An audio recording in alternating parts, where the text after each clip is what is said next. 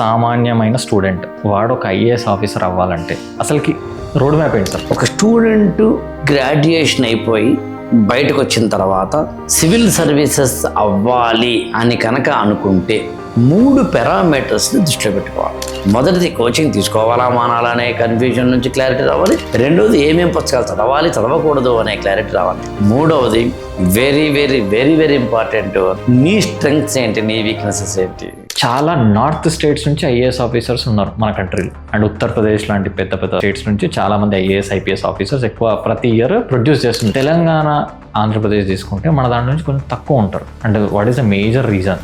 నా 25 ఏళ్ల అనుభవంలోంచి నేను అర్థం చేసుకున్నది ఏంటంటే, ఎక్కడ ఆకలి ఉంటే అక్కడ ఐఏఎస్ ర్యాంకులు ఉన్నాయి, ఎక్కడ అవమానాలు ఉంటే అక్కడ ఐఏఎస్ ర్యాంకులు ఉన్నాయి, ఎక్కడ బాధలు ఉంటే అక్కడ ఐఏఎస్ ర్యాంకులు ఉన్నాయి. కడుపు నిండినోడు ఇక్కడ ఐఏఎస్లు అవ్వటం లేదు. సార్ ఇప్పుడు ఐఏఎస్ ఆఫీసర్ అయిన తర్వాత లేదా ఐపీఎస్ ఆఫీసర్ వాళ్ళ లైఫ్ స్టైల్ ఎలా ఉంటుంది సార్? ఒక నార్మల్ స్టూడెంట్ కనుక ఐఏఎస్ అయిన తర్వాత అతన్ని ప్రపంచం చూసే విధానం మారుతుంది. ఒక హీరోగా చూస్తుంది, ఒక సెలబ్రిటీగా చూస్తుంది, ఒక లెజెండరీ పర్సనాలిటీగా చూస్తుంది. దానివల్ల లైఫ్ స్టైల్లో కొన్ని మార్పులు చేసుకోక తప్పని పరిస్థితి ఏర్పడుతుందేమో తప్ప నిజంగా అంతకు మించి కాదు. రీసెంట్గా ఇప్పుడు మనం ఒక మూవీ చూసినట్టయితే గేమ్ చేంజర్ అనే మూవీలో కూడా ఒక ఐఏఎస్ ఆఫీసర్ పొలిటీషియన్ల పైన వీళ్ళ అథారిటీ ఉంటుందా, అంటే పొలిటీషియన్ కూడా వీళ్ళ మాట వింటారా?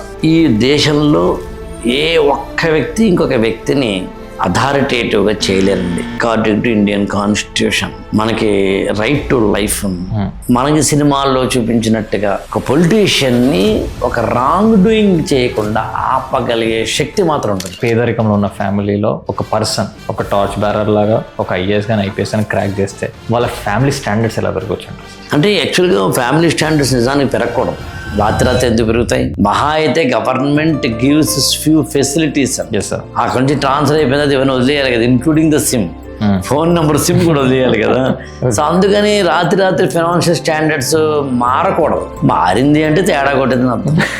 ఏ ఎమ్మెల్యే గారు మినిస్టర్ గారు కూతుర్ని ఇవ్వడానికి సిద్ధపడ్డాడని అర్థం. ఒక స్టూడెంట్ గ్రో అయ్యే సిచ్యువేషన్లో టీచర్కు ఉన్న రెస్పాన్సిబిలిటీ కానీ టీచర్కు ఉన్న స్పేస్ కానీ వీళ్ళందరికీ ఉండదు సార్. మీకు తెలిసిన విషయం అండి సార్, ఇవాళ బాగా చెప్పాలని స్టూడెంట్కి పరితపిస్తున్న టీచర్కి వినే స్టూడెంట్స్ లేరంటే డూ యూ బిలీవ్? ఇండియాలో every year almost 13 lakhs students యూపీఎస్సీకి అప్లై చేస్తారు. కానీ ఆ ల్యాక్స్ ఆఫ్ స్టూడెంట్స్ లో మెయిన్స్ కి క్వాలిఫై అయ్యేవారు జస్ట్ 10 to 15,000 మాత్రమే. అండ్ లాస్ట్ లో ఐఏఎస్, ఐపీఎస్, ఐఎఫ్ఎస్ లాంటి ఫైనల్ సెలెక్షన్ వేర్లీ 0.1%. ఈ హెవీ కాంపిటీషన్, ఈ పెయిన్ఫుల్ డ్రాప్ అవుట్ నంబర్స్ గురించి చెప్పడానికి ఈ రోజు మనతో ఒక స్పెషల్ గెస్ట్ ఉన్నారు. అసలు యూపీఎస్సీ అంటే ఏంటి, ఎవరు ప్రిపేర్ అవ్వాలి, ఎవరు అవ్వకూడదు, ఛాలెంజెస్ ఏంటి, కోచింగ్ సెంటర్స్ లో రియాలిటీ ఏంటి, అన్ని ఫ్రాంక్ గా రియల్ గా ఎక్స్పీరియన్స్ తో షేర్ చేయడానికి ఈ రోజు మన తెలుగు టాక్స్ లో యూపీఎస్సీ వరల్డ్ నిజంగా తెలిసిన మెంటర్, థౌసండ్స్ ఆఫ్ ఆస్పిరెంట్స్ కి ఇన్స్పిరేషన్ Akkela Raghavendra గారు మనతో ఉన్నారు. And if you are one who is preparing UPSC examination, then it's a must watch. Not wasting much time, let's start today's podcast. So sir, finally welcome to my podcast. Thank you అండి. So చాలా రోజులకి ఎప్పటి నుంచి అనుకుంటే ఈ రోజు కుదిరింది. అవును, ఈ రోజు అయితే చాలా ఇన్సైట్స్ మీ దగ్గర తీసుకుందాం అనుకుంటున్నా. అండ్ ఈ రోజు పాడ్కాస్ట్ కంప్లీట్ రాగా పెడదాం. ఉన్న క్వశ్చన్స్ అన్ని మిమ్మల్ని అడదాం అనుకుంటున్నా. యంగ్ జనరేషన్, స్టూడెంట్స్, మోటివేషన్, రకరకాల ఆస్పెక్ట్స్ ని డిస్కస్ చేద్దాం sir. So before starting the session, నా ఫస్ట్ క్వశ్చన్ ఇదే ఉంటుంది స్టార్టింగ్. లైక్ ఎవరైనా Akkela Raghavendra గారు అంటే వాట్ ఈస్ యువర్ ఆన్సర్? అంటే అవతల వాళ్ళ పాయింట్ ఆఫ్ వ్యూలోనా, నా పాయింట్ ఆఫ్ వ్యూలోనా? మీ point of view sir. Akkela Raghavendra ఒక్క మాటలో చెప్పాలి అంటే కంటిన్యూస్ అప్డేటెడ్ పర్సనాలిటీ అండి. తన యొక్క లోపాలని ఎప్పటికప్పుడు తెలుసుకుంటూ, తన యొక్క బలహీనతలను ఎప్పటికప్పుడు అర్థం చేసుకుంటూ మూవ్ ఆన్ అయ్యే పర్సనాలిటీ అంటే సార్. నిరంతరము ఒక అన్వేషణ, సెర్చింగ్, సంథింగ్ చేయాలి అనే తపన, ఇది Akkela Raghavendra అంటే నా దృష్టిలో. సార్, ఇవన్నీ పక్కన పెడితే ప్రొఫెషనల్లీ Akkela Raghavendra గారు అంటే ఎలా తెలుసు? అంటే నేను విన్నంత ప్రకారం ఐఏఎస్ ట్రైనింగ్ చేస్తారని చెప్పేసి, చాలా మంది ఐఏఎస్ పీపుల్ని మీరు క్రియేట్ చేశారని, కొన్ని వేల మందికి మీరు ట్రైన్ చేశారు అనే పాయింట్లోనే నేను మీకు అట్రాక్ట్ అయ్యాను యాక్చువల్లీ. ఎందుకంటే చాలా మంది సివిల్ ఆస్పిరెంట్స్ అవ్వాలని చెప్పేసి చాలా ఒక డ్రీమ్, చాలా మందికి ఒక కైండ్ ఆఫ్ గోల్ లాగా పెట్టుకొని, అండ్ తెలుగు రాష్ట్రాలలో కూడా చాలా మందికి అది చెయ్యాలని ఉంటుంది, కాకపోతే దానికి ఒక రోడ్ మ్యాప్ అనేది ప్రాపర్గా తెలియదు సార్. అవును. ఏదో చూసి తెలియని నాలెడ్జ్ తోటి ఇది చేయాలి అది చేయాలి, ఒక ఇన్స్టిట్యూట్కి వెళ్ళిపోవాలి, ఒక కోచింగ్ సెంటర్ వెళ్ళిపోతే అయిపోతాం అనే పాయింట్లో ఉన్నారు. సో ఈ రోజు పోడ్కాస్ట్ అనేది దీన్ని కట్ డౌన్ చేయాలనే ఉద్దేశంతో ఐ వాంట్ టు డిస్కస్. దాని గురించి ప్రొఫెషనల్ గా మీ గురించి తెలుసుకోవాలనుకున్నాను. ప్రొఫెషనల్ గా నేను గత 25 ఏళ్ళుగా IAS ఆస్పిరెంట్స్ కి ట్రైనింగ్ ఇవ్వడం. Yes sir. దాదాపు 2000 నుంచి అనుకోవచ్చు. 2000 నుంచి 2003 వరకు అక్కడెక్కడ వర్క్ చేయడం లాంటివి చేసిన. 2003 నుంచి కంప్లీట్గా అందులోనే ఉండడం అనేది. సో ఖచ్చితంగా ఒక 25 years of experience civil services ఫీల్డ్లో. సంవత్సరానికి ఆన్ యావరేజ్ అన్ని కోచింగ్ సెంటర్లో అన్ని చోట్ల ఒక 1000 మందికి మనం ప్రత్యక్షంగా కోచింగ్ ఇచ్చామని అనుకున్నా గత 25 సంవత్సరాల్లో 25,000 మంది డైరెక్ట్గా మన యొక్క శిష్యులనండి స్టూడెంట్స్ ఉన్నారని అనుకోవచ్చు. Okay sir.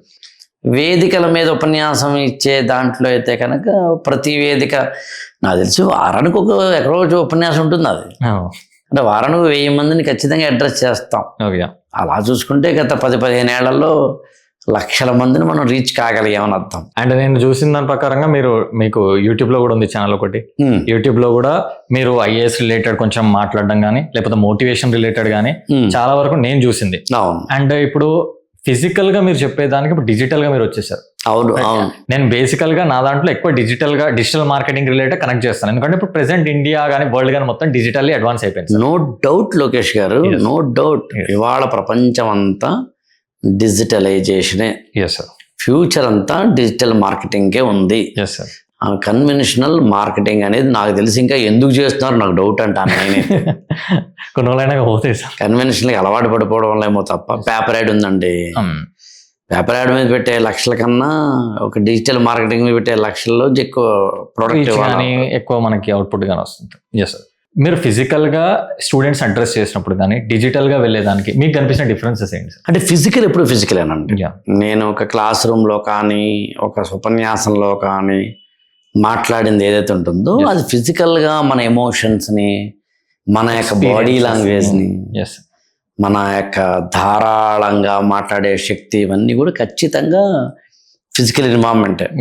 అటు ఇటు తిరుగుతూ మాట్లాడతాను, జనాలను అడ్రస్ చేస్తాను, ఆ మూల కూర్చున్న వాటితోటి ఐ కాంటాక్ట్, ఈ మూల కూర్చున్న వాళ్ళతో ఐ కాంటాక్ట్, ఇవన్నీ ఉంటాయి. కాబట్టి physical platform is the best platform. Digital అనేది ఏంటంటే మనము రీచ్ కాని ఫిజికల్ ప్లేసెస్కి రీచ్ అయ్యేలా చేసేది డిజిటల్. ఇప్పుడు నేను ఏదో అశోక్ నగర్లోనో, హిమాయత్ నగర్లోనో, కరీంనగర్లోనో, వరంగల్లోనో ఒక ఉపన్యాసం ఇస్తుంటే అక్కడ ఉన్న ఒక 1000 మందికో 500 మందికో 300 మందికో I'm able to reach. But what about ఒక అమెరికాలో ఉన్నారు ఒక ఆయన, లేకపోతే ఆఫ్రికాలో ఉన్నారు ఒక ఆవిడ, how to reach them? Digitalisation. So అందుకని డిజిటలైజేషన్ అనేది ఏంటంటే ఎక్కువ దూరంగా తీసుకెళ్తుంది మనల్ని. ఫిజికల్ అనేది ఏంటంటే ఇంటాక్ట్, అక్కడున్న కొంతమందికి మాత్రమే పరిమితం అయ్యేలా చేస్తుంది. రెండు అవసరమే అంటాను. And one more thing, digitally మీరు చెప్పే మోటివేషనల్ అయి ఉండొచ్చు, మీరు ఇచ్చిన కొన్ని గైడెన్స్ అయి ఉండొచ్చు. చాలా మంది కూడా ఏంటంటే లైక్ వాళ్ళు ఎప్పుడైనా యూట్యూబ్లో సెర్చ్ చేస్తున్నప్పుడు అది చూసినప్పుడు వాడు డౌన్ఫాల్ అయినప్పుడు కూడా చూసి మోటివేట్ అయ్యే ఛాన్సెస్ ఖచ్చితంగా ఉంటాయి. ఇప్పుడు క్లాసులో చెప్పేది వింటాడు, మర్చిపోతాడు. ఒక టైంకి యూట్యూబ్ అనేది ఎప్పటికి ఉంటుంది, వాడు ఒకవేళ వాడు డౌన్ అవుతున్న టైంలో ఆ ఒక్క వీడియో వాడిని మళ్ళీ పుష్ చేస్తాడు. యు ఆర్ అంటే 100% రైట్. ఎలా అంటే వాడు డౌన్ అయిన ప్రతిసారి చూసుకోవచ్చు. Exactly true. కాబట్టి అది రైటే. Yes sir. సో మీకున్న జర్నీలో ఇప్పుడు మీరు చెప్పినట్టుగా కొన్ని 1000 మందికి మీరు ట్రైనింగ్ ఇచ్చారు, 1000 మందిని అడ్రస్ చేశారు, అండ్ కొంత 100 మంది IAS ఆఫీసర్స్ మీ దగ్గర ట్రైన్ అయ్యి ఉన్నారు ఇప్పుడు. సో నేను ఈరోజు కంప్లీట్గా ఈ IAS రిలేటెడ్ రోడ్ మ్యాప్ కావాలి సార్. అంటే డెఫినెట్గా ఇప్పుడు ఒక సామాన్యమైన స్టూడెంట్ వాడు ఒక IAS ఆఫీసర్ అవ్వాలంటే అసలుకి రోడ్ మ్యాప్ ఏంటి సార్? ఫస్ట్ వాడు ఏం చేయాలి, ఏ ఎగ్జామ్ రాయాలి, ఇదంతా ఒక స్ట్రక్చర్ లాగా చెప్పండి సార్. ఇది ఒక రోడ్ మ్యాప్. అంటే ఎవరైతే వ్యూవర్స్ చూస్తున్నారో ఒక IAS ఆఫీసర్ అవ్వాలంటే ఈ వీడియో వాడికి ఒక క్లారిటీ వచ్చేది. యా, ఫస్ట్ అండ్ ఫార్మోస్ట్ ఏంటంటే ఆ స్టూడెంట్ ఇప్పుడు నేను తీసుకుంటున్న కేస్ స్టడీగా సార్ డిగ్రీ అయిన స్టూడెంట్గా చూద్దాం. Done sir. బీటెక్ కానీ ఎనీ గ్రాడ్యుయేషన్, డన్. అది IIT మొదలుకొని మన గల్లీలో ఉన్న కాలేజ్ వరకు. Done sir. ఒక స్టూడెంట్ గ్రాడ్యుయేషన్ అయిపోయి బయటకు వచ్చిన తర్వాత సివిల్ సర్వీసెస్ అవ్వాలి అని కనుక అనుకుంటే 3 పారామీటర్స్ని దృష్టిలో పెట్టుకోవాలి. One is a time parameter. ఇక్కడ ఖచ్చితంగా 3 సంవత్సరాలు పడుతుంది అని డిసైడ్ అవ్వాలి. మినిమం. ఓకే. అంటే నేను ఐఏఎస్ అవ్వాలండి అని కనుక ఒక స్టూడెంట్ అనుకుంటే అనుకున్న రోజు నుంచి కనీసం 3 ఏళ్ళు పడుతుంది, 3 years పడుతుంది. అది కూడా ఈ 3 ఏళ్ళు లోకేష్ గారు వాడు ఇంకో పని చేయకూడదు దీనిపైన ఫుల్. అంతేకాని నేను ఇంకో పని చేసుకుంటూ సరదాగా అబ్బే కాదు, పార్ట్ టైం లాగా కాదు, కాదు. ఓకే. ఇది మొదటి పారామీటర్, అది టైం పారామీటర్. రెండవది ఫినాన్స్ పారామీటర్. ఖచ్చితంగా సరే ఇవాళ ఇంకొంచెం నెక్స్ట్ దాంట్లో నేను కావాలంటే అండ్ ఇంకొంచెం ఆయా సెగ్మెంట్లో నేను ఖర్చుని గురించి కూడా చెప్తాను. ఎలాగో మీరు రోడ్ మ్యాప్ అడిగారు కాబట్టి. బట్ మినిమంలో మినిమం ఖర్చు ఎంత అవుతుందో తెలుసుకోగలిగి ఉండాలి. 3 లక్షలు అవుతుందా, 4 లక్షలు అవుతుందా, నేను దానికి కేపబిలిటీ ఉందా, మా ఫాదర్కి ఆ కేపబిలిటీ ఉందా, నా ఫ్యామిలీకి ఆ కేపబిలిటీ ఉందా అనే దాన్ని తెలుసుకోగలిగి ఉండాలి. ఇక మూడవది ఏంటంటే నా ఐక్యూ లెవెల్ ఏంటి అని తెలుసుకోవాలి. ఓకే. అందరి ఐక్యూ లెవెల్ ఒకటి కాదు. ఒప్పుకున్నా ఒప్పుకోకపోయినా ఇది సత్యం. మన చుట్టుపక్కల ఒక 10 మందితో మీరు ఎప్పుడైనా మాట్లాడినప్పుడు ఆ 10 మందిలో కొంతమందికి ఉన్న తెలివితేటలు పక్కోడికి ఉండవు. ఆ తెలివితేటలని ఇంగ్లీష్లో ఐక్యూ అంటారు అనుకుంటే, ఇంటెలిజెన్స్ కోషెంట్ అంటారు అనుకుంటే అసలు నీకెంత ఉందో తెలుసుకో. ఈ 3 పారామీటర్స్ తెలుసుకోవాలి. తెలుసుకున్న తర్వాత దిగడానికి ఏం చేయాలి అన్నప్పుడు క్లారిటీకి 3 పాయింట్స్ మీద క్లారిటీ ఉండాలి. మొదటి 3 పారామీటర్స్ దిగడానికన్నా ముందు. ఇప్పుడు దిగడానికి ఉన్న 3 ఏంటి? అదే కాలిక్యులేషన్స్ అనండి, క్వాలిటీస్, చెక్ పాయింట్స్ అనండి. ఏంటి అంటే కన్ఫ్యూషన్స్ లేకుండా క్లారిటీ ఏంటి అంటే నేను కోచింగ్ తీసుకోవాలా అక్కర్లేదా? This is the first and foremost point. Okay. Coaching తీసుకోవాలా అక్కర్లేదా అనే క్వశ్చన్ నిజానికి ఒక 20 ఏళ్ల కిందట లేదు, 25 ఏళ్ల కిందట లేదు. అసలు కోచింగ్ తీసుకోవాలా మానాలా ఇదేంటి అసలు క్వశ్చన్? ఇప్పుడు 10వ తరగతి అయిన తర్వాత ఒక స్టూడెంట్ ఇంటర్మీడియట్లో జాయిన్ అవ్వాలా మానాలా అని ఉండదు కదా. కాలేజీకి వెళ్లకుండా ఎలాగని ఉండదు కదా. కాలేజీకి వెళ్తే ఏ కాలేజీ ఉంటుంది తప్ప. కానీ ఈ మధ్య కాలంలో కోచింగ్కి వెళ్లకుండా కూడా ఐఏఎస్ అవ్వచ్చనే ఒకనొక నోషన్ సమాజంలో పెరగడం, అండ్ ఆఫ్లైన్ మాత్రమే కాదు ఆన్లైన్ కోచింగ్ కూడా ఉందనే పారామీటర్ పెరగడం వల్ల స్టూడెంట్కి క్లారిటీ రావాలి, నేను కోచింగ్ తీసుకోవాలా మానాలా అన్నది. ఇదివరకు ఏ ఆప్షన్ లేదు, ఉన్న ఆప్షన్ అలా ఒకటే, only to take the coaching. కాబట్టి దేర్ వాజ్ నో కన్ఫ్యూజన్. ఇవాళ వచ్చేసరికి కన్ఫ్యూజన్ పెరిగింది. అందుకని you decide first whether to take coaching or not. If so offline కోచింగా, ఆన్లైన్ కోచింగా, ఇఫ్ నాట్ సెల్ఫ్ ప్రిపరేషన్, మెంటరింగా. సో 4 మార్గాలు ఉన్నాయి. సెల్ఫ్ ప్రిపరేషను, లేదా మెంటరింగ్, లేదా ఆన్లైన్ కోచింగ్, లేదా ఆఫ్లైన్ కోచింగ్. ఇది అయిన తర్వాత తెలుసుకోవాల్సిన, క్లారిటీ తెచ్చుకోవాల్సిన రెండవది ఏంటి అంటే అసలు నేను ఏం చదవాలి ఇక్కడ, ఏ బుక్స్ చదవాలి, ఏ బుక్స్ చదవకూడదు, ఎన్సీఆర్టీలు చదవాలా, న్యూస్ పేపర్లు చదవాలా, కరెంట్ అఫైర్స్ ఎలా చదవాలి అనే దానికి సంబంధించి కోచింగ్ సెంటర్లు చెప్పవు. కోచింగ్ సెంటర్ లెక్క రూట్ వేర్. ఇప్పుడు మనం ఏదైనా ఒక రోగం వస్తే అల్లోపతికి వెళ్ళినప్పుడు అల్లోపతి రూట్ వేరు. అల్లోపతిలో to the best of my knowledge, నేనేమి అల్లోపతిని తక్కువ చేయట్లేదు, కానీ వేసుకున్న ప్రతి ఒక్క మెడిసిన్కి సైడ్ ఎఫెక్ట్ ఉంటుంది. ఆయుర్వేదంలో కూడా చాలామంది తెలియదు యాక్చువల్గా. సైడ్ ఎఫెక్ట్ అంటారు దాని, అంతే తేడా. ఆయుర్వేదంలో కూడా మీరు కొన్ని మందులు వేసుకున్న తర్వాత వేడెక్కుతుంది బాడీ, లేదా చల్లబడుతుంది ఇలా. అలా ఇక్కడ కూడా సివిల్ సర్వీసెస్లో కోచింగ్ సెంటర్లు చెప్పడం ఏంటో నువ్వు తెలుసుకుని అలాంటి వాటిలో ఒకటి, నాకు ఐఏఎస్ అవ్వాలంటే ఏ బుక్స్ చదవాలో, ఏ బుక్స్ చదవకూడదో ముందు నాకు క్లారిటీ ఉండాలి. వాళ్ళెవరో కోచింగ్ సెంటర్లో చెప్పేదానికి కాదు. అందుకని మొదటిది కోచింగ్ తీసుకోవాలా మానాలా అనే కన్ఫ్యూజన్ నుంచి క్లారిటీ రావాలి. రెండవది ఏమేం పుస్తకాలు చదవాలి, చదవకూడదు అనే క్లారిటీ రావాలి. మూడవది very very very very important, నీ స్ట్రెంగ్త్స్ ఏంటి, నీ వీక్నెసెస్ ఏంటి. అసలు నువ్వు ఉదాహరణ కొంతమందికి రైటింగ్ స్కిల్స్ బాగుంటాయి, దే కెన్ రైట్ వెల్. కొంతమంది బాగా చదువుతారు కానీ రైటింగ్ ఉండదు. ఆ చదువు విపరీతం చదువుతాడు, కానీ రాయరంటే రాయలేదు. ప్రెసెంట్ ఇలా నీకున్న స్ట్రెంగ్స్ ఏంటి, వీక్నెసెస్ ఏంటి regarding civil services preparation, okay ఈ 3 క్లారిటీలు ఉండాలి. ఓకే ఇది అయిన తర్వాత నెక్స్ట్ స్టెప్ అంటే మొదటిది 3 పారామీటర్స్ చెప్పాను, తర్వాత 3 క్లారిటీస్కి కన్ఫ్యూషన్స్కి ఏమైనా తేడా చెప్పాను. నెక్స్ట్ స్టెప్ ఏంటి, నువ్వు ఇంతకుముందు తీసుకున్న పారామీటర్స్ ఆధారంగా కోచింగ్ తీసుకోవాలనుకుంటే, ఆఫ్లైన్ కోచింగ్ తీసుకోవాలనుకుంటే నువ్వు నాకు తెలిసి ఢిల్లీలో కనుక కోచింగ్ తీసుకుంటే కోచింగ్ ఫీజు 2 నుంచి 2.5 లక్షలు సంవత్సరానికి, ఉండడానికి నెలకు ఒక 15 నుంచి 20,000 ఖర్చు, టోటల్గా ఒక ఏడాది తిరిగేసరికి నీకు 5 లక్షలకు మించిన ఖర్చు అవుతుందని డిసైడ్ అవ్వాలి పర్ ఇయర్. అయితే ఈ సివిల్ సర్వీసెస్లో 1 ఇయర్కే కాల్కులేట్ చేస్తాం.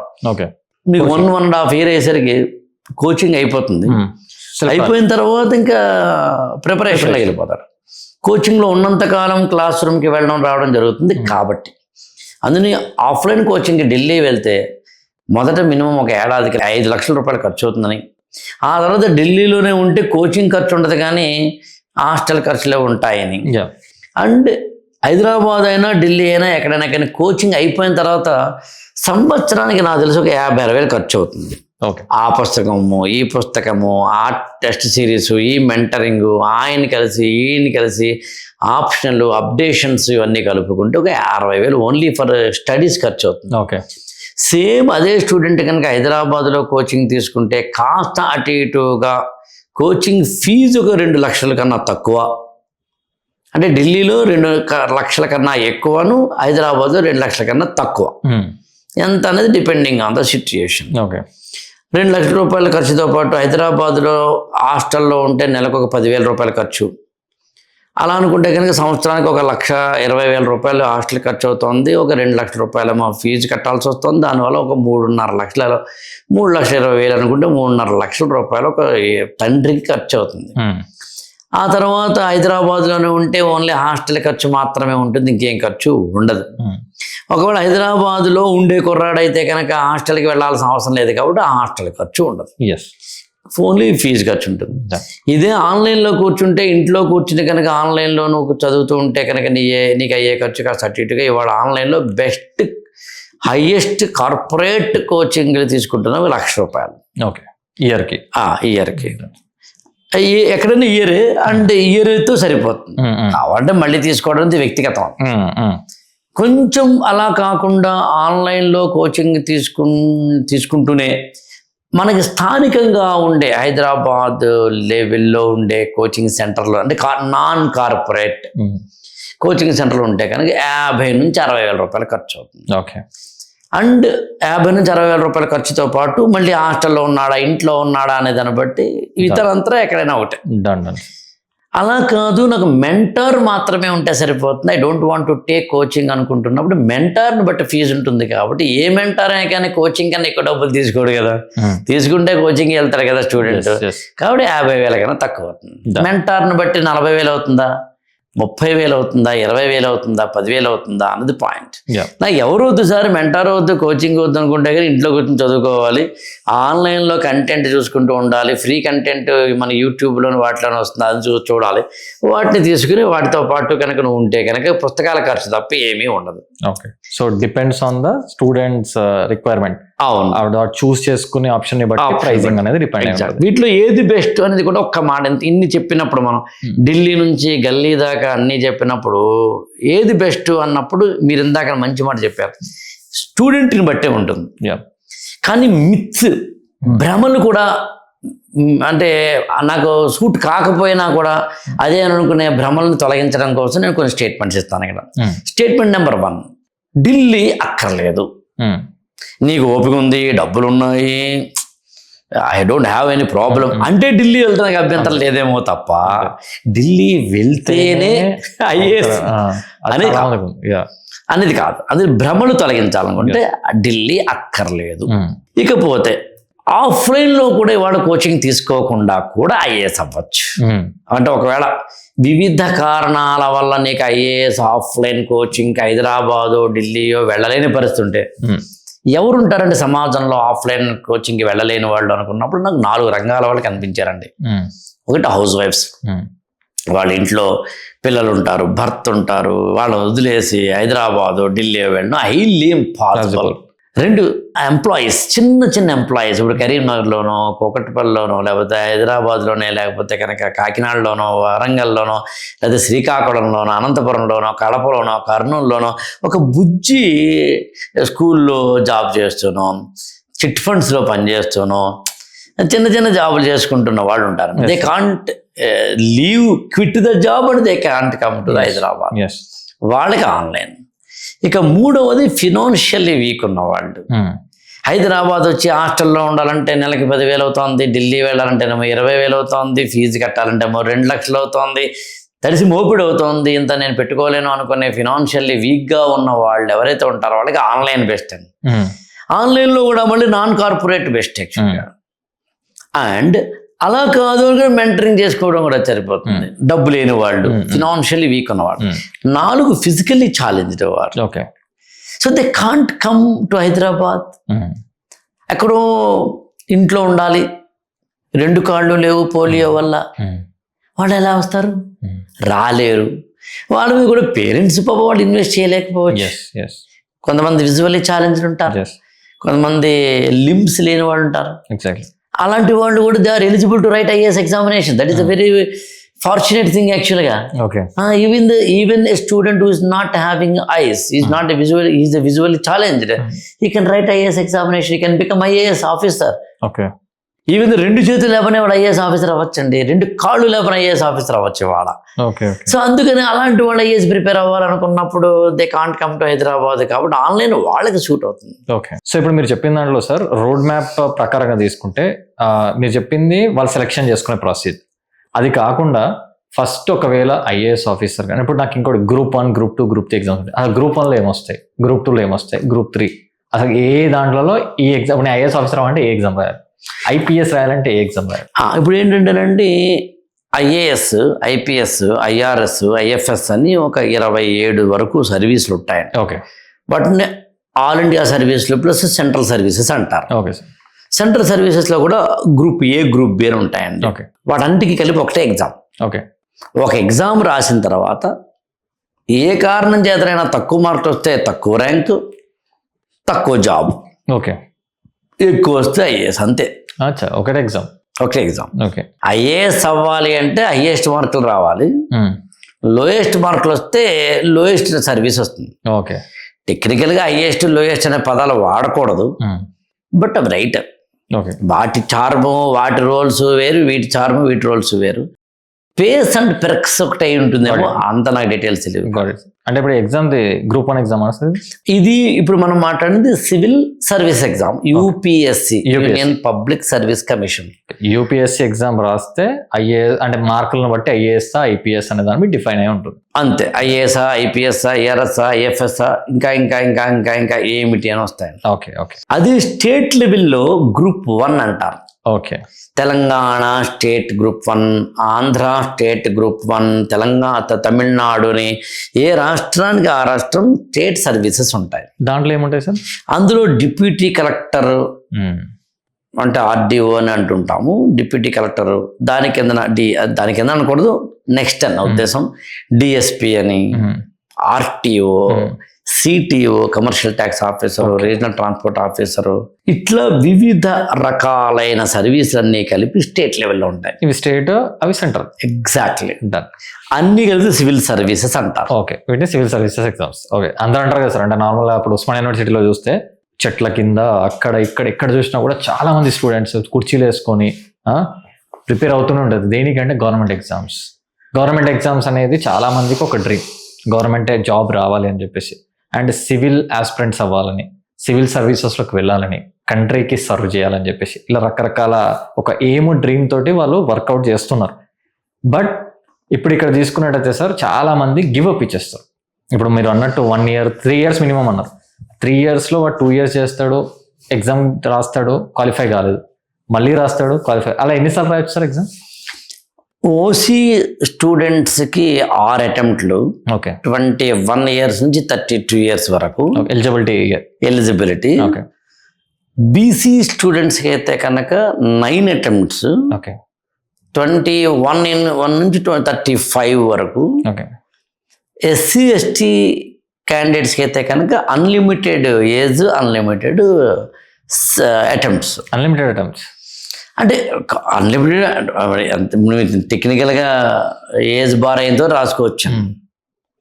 అన్లిమిటెడ్ ఏజ్ అనే పదం ఎలా వాడతారంటే అరౌండ్ 39-38 years వరకు ఉంటుంది కాబట్టి అన్లిమిటెడ్ పదం వాడతాం. ఓకే జనరల్ ప్యారలాన్స్ లో. ఓకే సో ఇప్పుడు ఇక్కడ మనం ఏదైతే రోడ్ మ్యాప్ చెప్పామో సార్, చాలా మంది ఐఏఎస్ ఐపీఎస్ గురించి ఏదైతే మనం మాట్లాడామో మీరు చూసిన వాళ్ళు ఎంతోమంది ఉంటారు.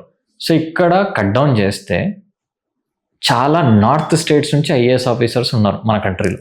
నార్త్ స్టేట్స్ తీసుకుంటే అండ్ ఉత్తరప్రదేశ్ లాంటి పెద్ద పెద్ద లైక్ స్టేట్స్ నుంచి చాలా మంది ఐఏఎస్ ఐపీఎస్ ఆఫీసర్స్ ఎక్కువ ప్రతి ఇయర్ ప్రొడ్యూస్ చేస్తుంది పలానా స్టేట్.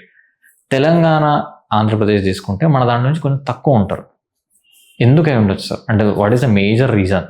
అండ్ ఇంకా మీరు చూసుకున్నట్టయితే, మీరు చూస్తే రీసెంట్గా బాగా బ్లాక్ బస్టర్ అయిన మూవీ 12th ఫెయిల్ మూవీ తీసుకున్నట్టయితే ఒక మోటివేషనల్ మూవీ. దాంట్లో హీరో ఒక చిన్న గ్రామంలో, బీహార్లో ఒక చిన్న గ్రామంలో వాళ్ళ ఫ్యామిలీ మొత్తం చాలా పువర్ ఫ్యామిలీ ఉంటుంది.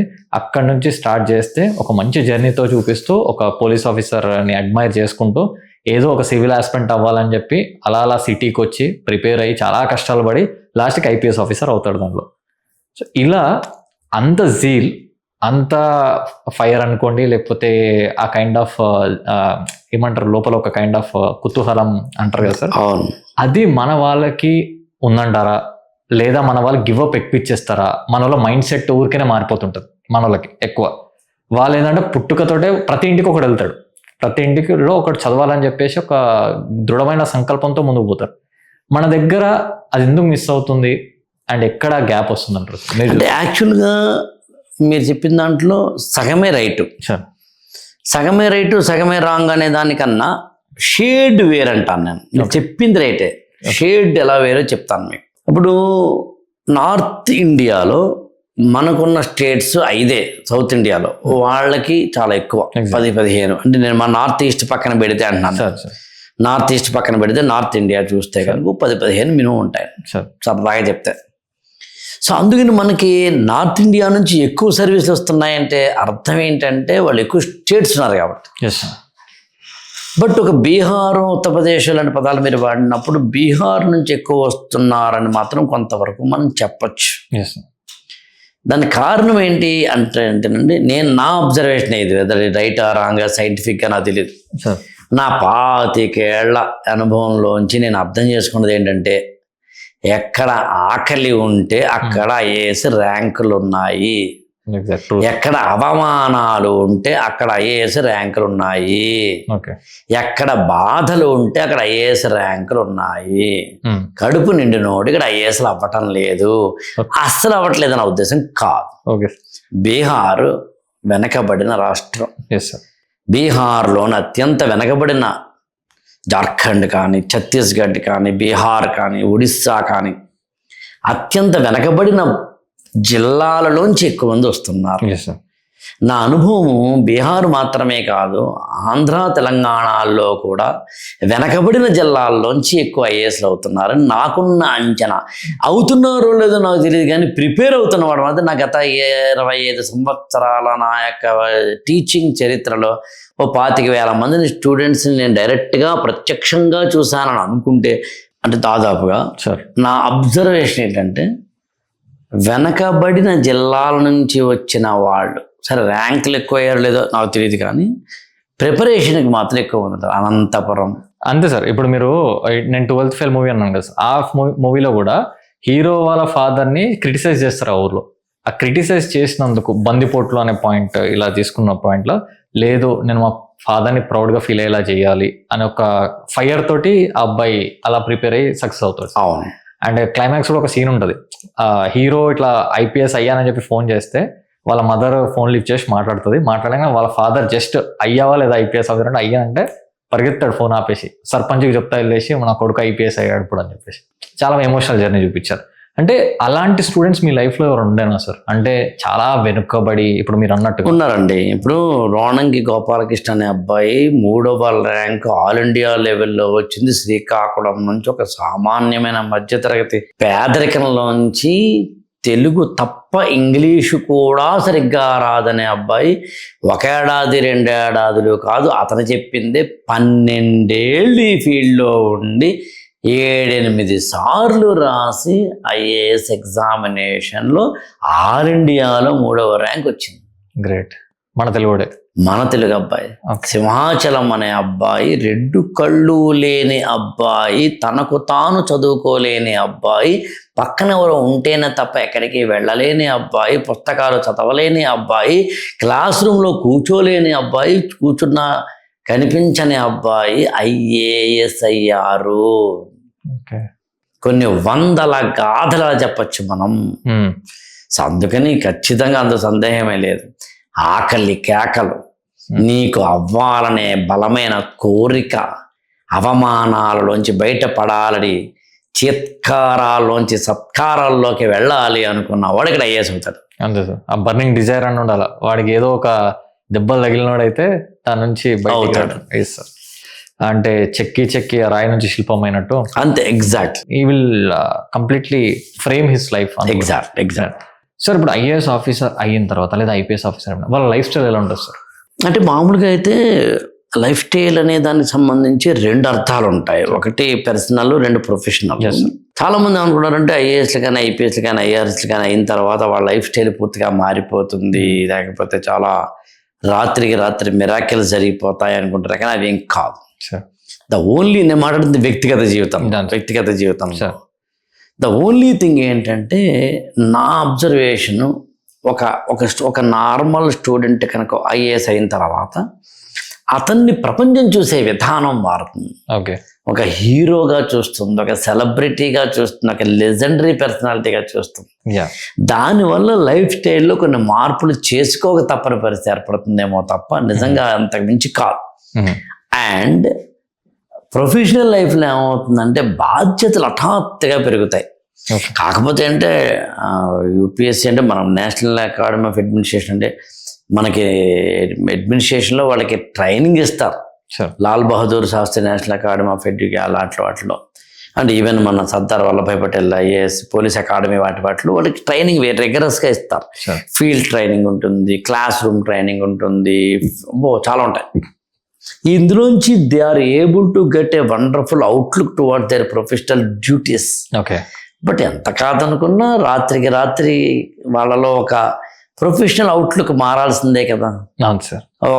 ఒక ప్రాజెక్ట్ విషయం కావచ్చు, ఒక మినిస్టర్తో మాట్లాడడం కావచ్చు, ఒక ఎమ్మెల్యే కావచ్చు, ఒక అపోజిషన్ ఎమ్మెల్యే లేదే అపోజిషన్ వాళ్ళు కావచ్చు, లేకపోతే కనుక డైరెక్ట్గా మినిస్టర్స్ కావచ్చు, సీఎం గారే కావచ్చు, ప్రెస్ కావచ్చు, సోషల్ మీడియా కావచ్చు, ఇలాంటి ఒకనొక విక్టిమ్స్ కావచ్చు, పీర్ గ్రూప్స్ కావచ్చు, ప్రెషర్ గ్రూప్స్ కావచ్చు, అన్ని మధ్యలో వాళ్ళు బ్యాలెన్స్ చేసుకుంటూ ధర్మం వైపు నిలబడాలి అంటే అంత ఈజీ కాదు. Yes sir. అండ్ ఇప్పుడు మీరు పొలిటీషియన్స్ కూడా తీశారు కాబట్టి రీసెంట్గా ఇప్పుడు మనం ఒక మూవీ చూసినట్టయితే గేమ్ చేంజర్ అనే మూవీలో కూడా ఐఏఎస్ ఆఫీసర్ అయిన తర్వాత ఒక ఐఏఎస్ ఆఫీసర్ పొలిటీషియన్ల పైన వీళ్ళ అథారిటీ ఉంటుందా, అంటే పొలిటీషియన్స్ కూడా వీళ్ళ మాట వింటారా అనేది అంటే సినిమాలో చూపించారు. రియల్గా అంటే యాక్చువల్గా ఈ దేశంలో ఏ ఒక్క వ్యక్తి ఇంకొక వ్యక్తిని అథారిటేటివ్గా చేయలేరండి. అకార్డింగ్ టు ఇండియన్ కాన్స్టిట్యూషన్ మనకి రైట్ టు లైఫ్ ఉంది. నా బతుకు ఎలా బతకాలి అనే దాని విషయంలో నాకు ఒక హక్కు ఉంది. అందుకని మనకి సినిమాల్లో చూపించినట్టుగా అటు ఇటు అలా ఉండదేమో, కానీ ఒక సిన్సియర్ పోలీస్ లేదా ఎనీ అడ్మినిస్ట్రేటివ్ ఆఫీసర్ అంటే ఒక IAS officer they can influence, they can stop the menace, they can easily guide the people. ఒక పొలిటీషియన్ని ఒక రాంగ్ డూయింగ్ చేయకుండా ఆపగలిగే శక్తి మాత్రం ఉంటుంది. అండ్ సమాజానికి ఉపయోగపడే విధంగా డ్రైవ్ చేయగలిగిన, ఇన్ఫ్లుయెన్స్ చేయగలిగిన కెపబిలిటీ మాత్రం ఉంది. కాకపోతే వీళ్ళు దాన్ని చేస్తున్నారా లేదా అన్నది పాయింట్. ఇక్కడ ఇంకోటి ఏంటంటే మీరు అడిగినా నేను తిరగేస్తాను. యాక్చువల్గా పొలిటీషియన్స్ ఆఫీసర్ల మీద కూడా రుబాబు చేసే అవకాశం ఉంటుంది. ఎగ్జాక్ట్లీ. ఎప్పుడంటే ఆ ఆఫీసర్ కనుక మెతకైతే, ఆ ఆఫీసర్ కనుక ప్యూర్ డ్యూటీ బౌండ్ అయినా కూడా పెద్ద గొప్ప ఆఫీసర్ అవ్వరు. పనిచేయాలి. ఆ హ్యూమన్ టచ్ తోటి కూడిన డ్యూటీ బైండ్ అయి ఉండాలని. మన జీవితంలో కూడా వర్తించేది అది అన్ని డ్యూటీ ప్రకారమే అంటే మన ఆఫీస్లో కుదరదు. మీరు ఒక ఆఫీస్లో పని చేస్తున్నారంటే టైం అంటే టైము, పని అంటే పని. రోబోలా మనం పని చేయలేం. హ్యూమన్ టచ్ ఉండాలి, ఆ హ్యూమన్ కామన్ సెన్స్ ఉండాలి, హ్యూమన్ థాట్ ప్రాసెస్ ఉండాలి, హ్యూమన్ ఇంటర్వెన్షన్ ఉండాలి, హ్యూమన్ ఇంటెలిజెన్స్ ఉండాలి. అందుకని ఒక ఐఏఎస్ ఆఫీసర్ కానీ ఐపీఎస్ ఆఫీసర్ కానీ ఎనీ సచ్ ఆఫీసర్ కొన్ని సమస్యలు వచ్చినప్పుడు, కొన్ని క్వారల్సమ్స్ వచ్చినప్పుడు, కొన్ని కాన్ఫ్లిక్ట్స్ వచ్చినప్పుడు అవతల వ్యక్తితో డీల్ చేసే విధానాన్ని బట్టి కూడా ఇన్ఫ్లుయెన్స్ చేయడము చేయకపోవడం ఉంటుంది. అందుకని పొలిటీషియన్స్ ఐఏఎస్ ఆఫీసర్లను ఇన్ఫ్లుయెన్స్ చేయొచ్చు, ఐఏఎస్ ఆఫీసర్లు పొలిటీషియన్స్ని కూడా ఇన్ఫ్లుయెన్స్ చేయొచ్చు. ఒకరింకొకరితోటి కలిసి పని చేయొచ్చు, ఒకరింకొకరిని డిస్టర్బ్ కూడా చేయొచ్చు. అన్ని ఎవ్రీథింగ్ ఇతను లేదా ఈమె అంటే ఆఫీసర్నే మాట్లాడేది ఎలా ఉన్నారనే దాన్ని బట్టి రిజల్ట్ ఉంటుంది. సో ఇప్పుడు మీరు అన్నట్టుగా ఒక ఐఏఎస్ కానీ ఐపీఎస్ కానీ అవుతే వాళ్ళ లైఫ్ స్టైల్ ఇలా ప్రొఫెషనల్గా ఇలా అవుతుందంటారు కదా. సో ఒకవేళ ఫినాన్షియల్గా తీసుకుంటే అంటే ఒక పేదరికంలో ఉన్న ఫ్యామిలీలో ఒక పర్సన్ ఒక టార్చ్ బ్యారర్ లాగా ఒక ఐఏఎస్ కానీ ఐపీఎస్ కానీ క్రాక్ చేస్తే వాళ్ళ ఫ్యామిలీ స్టాండర్డ్స్ ఎలా పెరగవచ్చు అంటారు? అంటే యాక్చువల్గా ఫ్యామిలీ స్టాండర్డ్స్ నిజానికి పెరగకూడదు. రాత్రి ఎందుకు పెరుగుతాయి? ఒక సాఫ్ట్వేర్లో ఉన్న జాబ్లో ఉన్న డబ్బుతో పోల్చుకుంటే ఐఏఎస్ ఆఫీసర్కి తక్కువేగా శాలరీ. ఓకే, చాలా మంది ఐపీఎస్ చేస్తే డబ్బులు సంపాదించవచ్చు బాగా. ఒక పేదరికంలో 2 పక్కన ఇళ్ళు ఉంటే కనుక ఈ పక్కన ఇళ్ళు వాళ్ళు అత్యంత గర్భదరిద్రంలో ఉన్నారు, ఆ పక్క వాళ్ళు అంతే పూరి గుడిసెలో ఉన్నారు. ఈ పూర్ గుడిసెలో ఉన్న వీళ్ళిద్దరిలోంచి ఒక అబ్బాయి ఏమో సాఫ్ట్వేర్ అయ్యి ఇన్ఫోసిస్లోనో లేకపోతే ఐబిఎంలోనో లేకపోతే కనుక టాటాలోనో ఎంతోనో టీసీఎస్లోనో ఎంతో మంచి జాబ్ సంపాదించాడు. ఈ పక్కన అబ్బాయి ఏమో ఐఏఎస్ అయ్యాడు అనుకుంటే ఇతని శాలరీ అతని శాలరీ నాకు తెలిసి ఒకటే ఉంటుంది. పోనీ అట్లీస్ట్ నేను తిరిగేసి చెప్తాను, ఈ అబ్బాయికి అంటే సాఫ్ట్వేర్లో ఉన్న అబ్బాయి కనుక నెలకి 2.5 లక్షల ప్యాకేజ్ అంటే సంవత్సరానికి ఒక 25-30 లక్షలు ఇంకా ఎక్కువే ప్యాకేజ్ అనుకుంటే కనుక అంత ప్యాకేజ్ అయితే మాత్రం సివిల్ సర్వెంట్ ఉండదు కదా. మరి సివిల్ సర్వెంట్కి మరి ఎందుకు రాత్రి ఫినాన్షియల్ స్టాండర్డ్స్ మారిపోతాయి? మహా అయితే గవర్నమెంట్ గివ్స్ ఫ్యూ ఫెసిలిటీస్ అండి. ఒక బంగ్లా ఇస్తుంది, అది అతనిది కాదు కదా. ఒక కారు జీపో ఇస్తుంది, అది అతనిది కాదు కదా. ఓ ఇన్నోవా ఇస్తుంది, అది అతనిది కాదు కదా. అక్కడి నుంచి ట్రాన్స్ఫర్ అయిపోయింది, అది ఇవన్నీ వదిలేయాలి కదా, including the SIM, phone number, SIM కూడా వదిలేయాలి కదా. సో అందుకని రాత్రి ఫైనాన్షియల్ స్టాండర్డ్స్ మారకూడదు. మారింది అంటే తేడా కొట్టేదని అర్థం. ఏ ఎమ్మెల్యే గారు మినిస్టర్ గారు కూతుర్ని ఇవ్వడానికి సిద్ధపడ్డాడని అర్థం. ఏ మినిస్టర్ గారు సీఎం గారు లేదా ఇంకొకళ్ళు ఎవరో దగ్గరికి తీసుకున్నారని అర్థం, కౌగులించుకున్నారని అర్థం. ఈ పాయింట్ అంతా ఒక సైడ్ పక్కకు పెడితే సార్, కొన్ని న్యూసెస్ నేను చూసిందే ఎట్లా అంటే యూపీఎస్సీ కానీ గవర్నమెంట్ ఎగ్జామ్స్ కానీ చాలా ట్రై చేసి అవ్వక సూసైడ్స్ చేసుకున్న కేసెస్ ఎన్నో ఉన్నాయి. అంటే ఆ సిచ్యువేషన్లో ఏంటి సార్ వాళ్ళ మైండ్ సెట్ ఎలా ఉంటుంది, ఎందుకు అలా చేసుకోవాల్సి వస్తుంది? అక్కడ దాకా అసలు యూపీఎస్సీకి ప్రిపేర్ అవుతున్నారంటే ఎంతో కరేజ్ ఉంటేనే ఆ స్టెప్ తీసుకుంటారు. ఇప్పుడు మీరు చెప్పిన అవన్నీ ఫైండ్ అవుట్ చేసుకుని వాళ్ళు డిసైడ్ అయ్యి నేను చెయ్యాలని ముందుకు వచ్చారు. అది చేయలేని పరిస్థితిలో 100 ఆప్షన్స్ ఉన్నాయి. మరి ఎందుకు వేరే దానికి వెళ్ళకుండా ఇంక ఇదే నాది ఇంకా ఎండ్ పాయింట్ అని చెప్పేసి సూసైడ్ చేసుకొని లైఫ్ ఎందుకు తీసేసుకుంటారు? సామాజిక రంగాలలో మంచి గట్టి పట్టు ఉన్న వ్యక్తిగా చెప్తానండి. సివిల్ సర్వీసెస్ ప్రిపేర్ అయిన తర్వాత 2 ఏళ్ళు 3 ఏళ్ళు 4 ఏళ్ళు 5 ఏళ్ళు 6 ఏళ్ళు ప్రిపేర్ అయ్యి ప్రిమరీ కూడా పాస్ అవ్వక, మెయిన్స్ పాస్ అవ్వక, ఇంటర్వ్యూ దాకా వెళ్ళి 3 మార్కులో పోయి 1 మార్కులో పోయిన వాళ్ళు కూడా ఇంతవరకు నా దృష్టిలో అయితే ఆత్మహత్య చేసుకున్న వాళ్ళు చూడలేదేనండి. సివిల్ సర్వీసెస్ ప్రిపేర్ అయిన వాళ్ళు ఆత్మహత్య చేసుకోరు. ఓకే, ఆ సబ్జెక్ట్స్ అలాంటివి, ఓకే, ఆ నాలెడ్జ్ అలాంటిది. ఓకే, కాకపోతే మీరు చెప్పినట్టుగా ఖచ్చితంగా డిసప్పాయింట్మెంట్ ఉంటుంది, డిప్రెషన్ ఉంటుంది, బాధ ఉంటుంది. ఒక సాఫ్ట్వేర్ సైడ్ యూత్లో చూసే సూసైడల్ రేట్ ఒక మన intermediate 10th class NEET EAMCET qualify ఈ టైప్ ఆఫ్ టెండర్ ఏజ్ లో ఉన్న సూసైడల్ రేట్తో పోల్చుకుంటే సివిల్ సర్వీసెస్ లేదు. ఓకే, ఉన్నా 1-2 ఉన్నాయేమో నేను కాదన్నాం. ఓకే సార్, బట్ నాకు ఇంతవరకు నా 25 ఏళ్ల ఎక్స్పీరియన్స్లో నేను కనీసం వార్త కూడా వినలేదు నేను. ఓకే, కారణం ఏంటి అన్నప్పుడు సివిల్ సర్వీసెస్ ఏం చేస్తుందంటే ఒక గట్టి నాలెడ్జ్ ఇస్తుంది. Economics, geography. చాలామంది మీరు నమ్ముతారు లేదు కానీ నేనే తీసుకుంటే నాకు ఎకనామిక్స్ బేసిక్స్ వచ్చిందండి, జాగ్రఫీ వచ్చింది,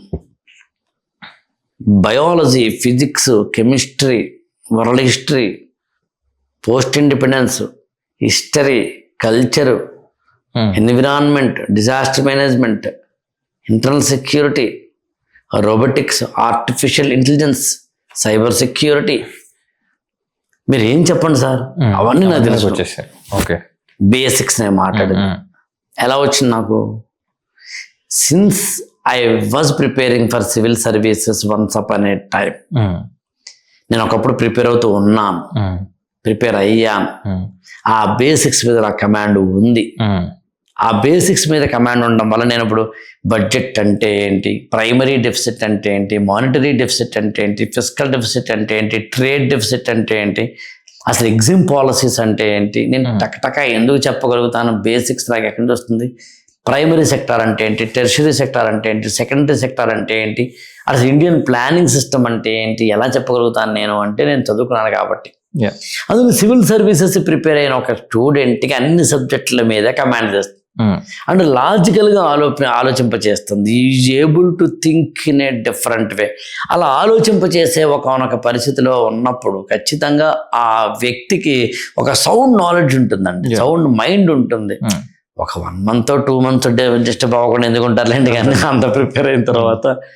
బట్ దే ఆర్ నాట్ వెనకడుగు వేసే ప్రసక్తే లేదు, సమస్య లేదు. ఇంతకుముందు మనం రూట్ మ్యాప్ గురించి మాట్లాడడం కానీ మీరు రూట్ మ్యాప్ కరెక్ట్ చెప్పలేదు సార్. అదొక్కటి అంటే ఫస్ట్ ఎగ్జామ్, ఇది లాస్ట్కి జాబ్. సింపుల్ ఏం లేదు. ఒక స్టూడెంట్ ప్రతి ఏడాది మే లేదా జూన్ నెలల్లో తప్పనిసరిగా ప్రిలిమినరీ ఎగ్జామినేషన్ రాసిన తర్వాత అది పాస్ అయితే కనుక ఆగస్టు కానీ సెప్టెంబర్ నెలల్లో కానీ జరిగే మెయిన్స్ ఎగ్జామినేషన్ పాస్ అయిన తర్వాత అది కూడా పాస్ అయితే కనుక ఇంటర్వ్యూగా సర్టిఫికేట్గా జనవరి, ఫిబ్రవరి, మార్చి నెలలో సర్టిఫికేట్గా జరిగే ఇంటర్వ్యూలు అటెండ్ అయిన తర్వాత ఎగ్జామ్ రిజల్ట్ వస్తే కనుక ఐఏఎస్ అయినట్టు. ఒకవేళ ఏ కారణం చేత ఐఏఎస్ అవ్వకపోతే, ర్యాంక్ రాకపోతే మళ్ళీ తిరిగి ప్రిలిమినరీ రాసుకోవాల్సిందే, ఫస్ట్ నుంచి మళ్ళీ ఫస్ట్ రాసుకోవాలి తప్ప ఈ ప్రిలిమినరీ మన పాస్ అయ్యేవి కదా ఏడాది కౌంట్ చేస్తానని అనదు.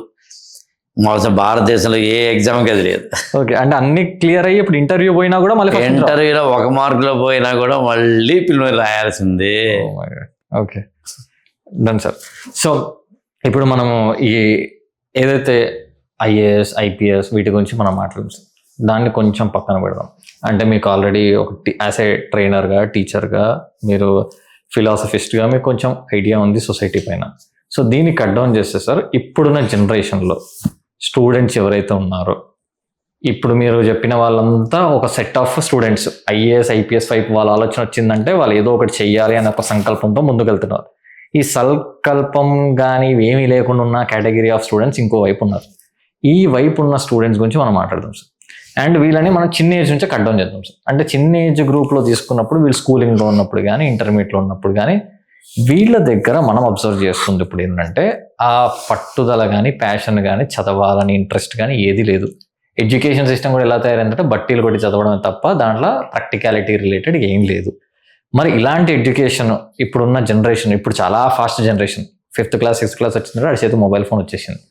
ఇలాంటి ఎడ్యుకేషన్ సిస్టంలో ఇప్పుడున్న స్టూడెంట్ మైండ్ సెట్ ఏదైతే ఉందో వాడు మళ్ళీ రకరకాల ఆలోచనలు, ఒక స్టార్టప్ చేయాలని కానీ, వాడు అసలు ఇది కాదు నేను ఇంకోటి చేస్తా, నా ఆలోచనలు 100 రకాలుగా ఉన్నాయని చెప్పి వాడు చెప్పేదానికి వాళ్ళ పేరెంట్స్ వాడిపైన పెట్టుకున్న హోప్స్కి మ్యాచింగే అవ్వట్లేదు. వాళ్ళ పేరెంట్స్ ఏమో వాడు డాక్టర్ కావాలి, ఇంజనీర్ కావాలి, ఐఏఎస్ ఆఫీసర్ కావాలనుకుంటారు కానీ వాడికి పుట్టగొస్తే అక్షరం ముక్క రాదు, వాడికి ఆ ఇంట్రెస్ట్ లేదు. నాకు ఇది కానే కాదు, నా సబ్జెక్ట్ కాదు, నా దగ్గర ఉన్న ఆలోచనలు వేరే అనే పాయింట్లో ఉన్నప్పటికీ వాళ్ళ పేరెంట్స్కి వీడికి మ్యాచ్ అవ్వదు. దీన్ని మ్యాచ్ అవ్వలేక, వాళ్ళకి నచ్చింది వీడు చేయలేక, వీడు చేసేది వీళ్ళకి నచ్చక డిస్టర్బెన్సెస్, ఇక్కడనే సూసైడల్ థింగ్స్ కొన్ని అన్ని దుర్వ్యసనాలు వస్తుంటాయి సార్. సో దీనికి కట్ డౌన్ చేస్తే అసలుకి రీజన్ ఎవరై ఉంటారు సార్? దీనికి పేరెంట్స్ని రీజన్లా తీసుకోవాలా, లేకపోతే అంటే ఇప్పుడు వస్తున్న జనరేషన్ చేంజెస్ని వాళ్ళు అర్థం చేసుకోకపోవడమా, లేకపోతే వాళ్ళు ఎక్స్పెక్ట్ చేసింది స్టూడెంట్ ఇవ్వలేకపోవడం వల్ల స్టూడెంట్ మిస్టేక్ అనుకోవాలా? ఇక్కడ ఎవరు మిస్టేక్ మనం తీసుకోవచ్చు? మీరు చెప్తే ఆశ్చర్యపోతారండి. అసలు మిస్టేక్ ఎక్కడుందో చెప్తాను మీకు సార్. ఓవర్ ఇన్ఫర్మేషన్ వల్ల ఉందండి సార్. ఇవాళ మన సొసైటీకి పట్టిన దౌర్భాగ్యం ఏమిటి అని అడిగితే ఓవర్ ఇన్ఫర్మేషన్ అండి. సార్ నేను ఓవర్ ఇన్ఫర్మేషన్ అంటే ఏంటో సింగిల్ లైన్లో చెప్తానండి. అవసరానికి మించిన నాలెడ్జ్ కానీ ఇన్ఫర్మేషన్ కానీ ఇవాళ సమాజంలోకి వెళుతోందండి. మీకు ఇక్కడ కొంచెం మరీ ఎలాబరేట్ చేయను కానీ క్లారిటీగా చెప్పాలనుకుంటున్నాను. ఉదాహరణకి సివిల్ సర్వీసెస్ ప్రిపేర్ అవ్వాలని ఒక స్టూడెంట్ అనుకుంటే ఒక 25 సంవత్సరాల 30 సంవత్సరాల కిందట ఓన్లీ 5 నుంచి 10 మంది ఎక్స్పర్ట్స్ మాత్రమే ఉండేవారండి. అవును సార్. ఇవాళ ఎన్ని వందల వేల ఎక్స్పర్ట్స్ ఉన్నారో చెప్పలేం. ఢిల్లీ నుంచి గల్లీ దాకా ఏ ఫీల్డ్లోనూ 100 ఎక్స్పర్ట్స్ ఉండరండి. సో అక్కడే అర్థమవుతోంది ఇన్ఫర్మేషన్ ఓవర్ పోరింగ్ అవుతోందని. డాక్టర్స్ మీరు ఒకసారి యూట్యూబ్ కనుక ఓపెన్ చేస్తే ప్రతి ఒక్కడు డాక్టరే. ఇక్కడ నిజమే డాక్టర్ గారు కూడా తెలుసు సార్. యాప్రాన్ వేసుకొని చెప్పారు ప్రతి ఒక్కడు డాక్టరే. ఇంకా మీరు యాప్రాలు వేసుకుని ఉంటున్నారండి. యాప్రాలు కూడా వేసుకోకుండానే డాక్టర్ కూడా కాకుండానే కూడా టిప్స్ ఇచ్చేస్తారు. అవును సార్. అవును సార్. కొంతమంది ఉంటారు యాక్చువల్గా. ఇలా అన్ని రంగాలలోనూ ఇవాళ ఓవర్ ఇన్ఫర్మేషన్ అయిపోవడం వల్ల స్టూడెంట్కి సంబంధించి ఒక 10వ తరగతి పిల్లవాడో 8th క్లాస్ స్టూడెంట్కో ఇంటర్మీడియట్ స్టూడెంట్కో అసలైన ఇన్ఫర్మేషన్ వెళ్ళలేదండి. ఆ అసలైన ఇన్ఫర్మేషన్ అనేది నా దృష్టిలో 2 రకాలు ఉంటుంది, అంటే 2 షేడ్స్ కలిగి ఉంటుంది. ఓకే. అసలైన ఇన్ఫర్మేషన్ అంటే ఏంటంటే pure content and relevant content. నా దృష్టిలో అంతే.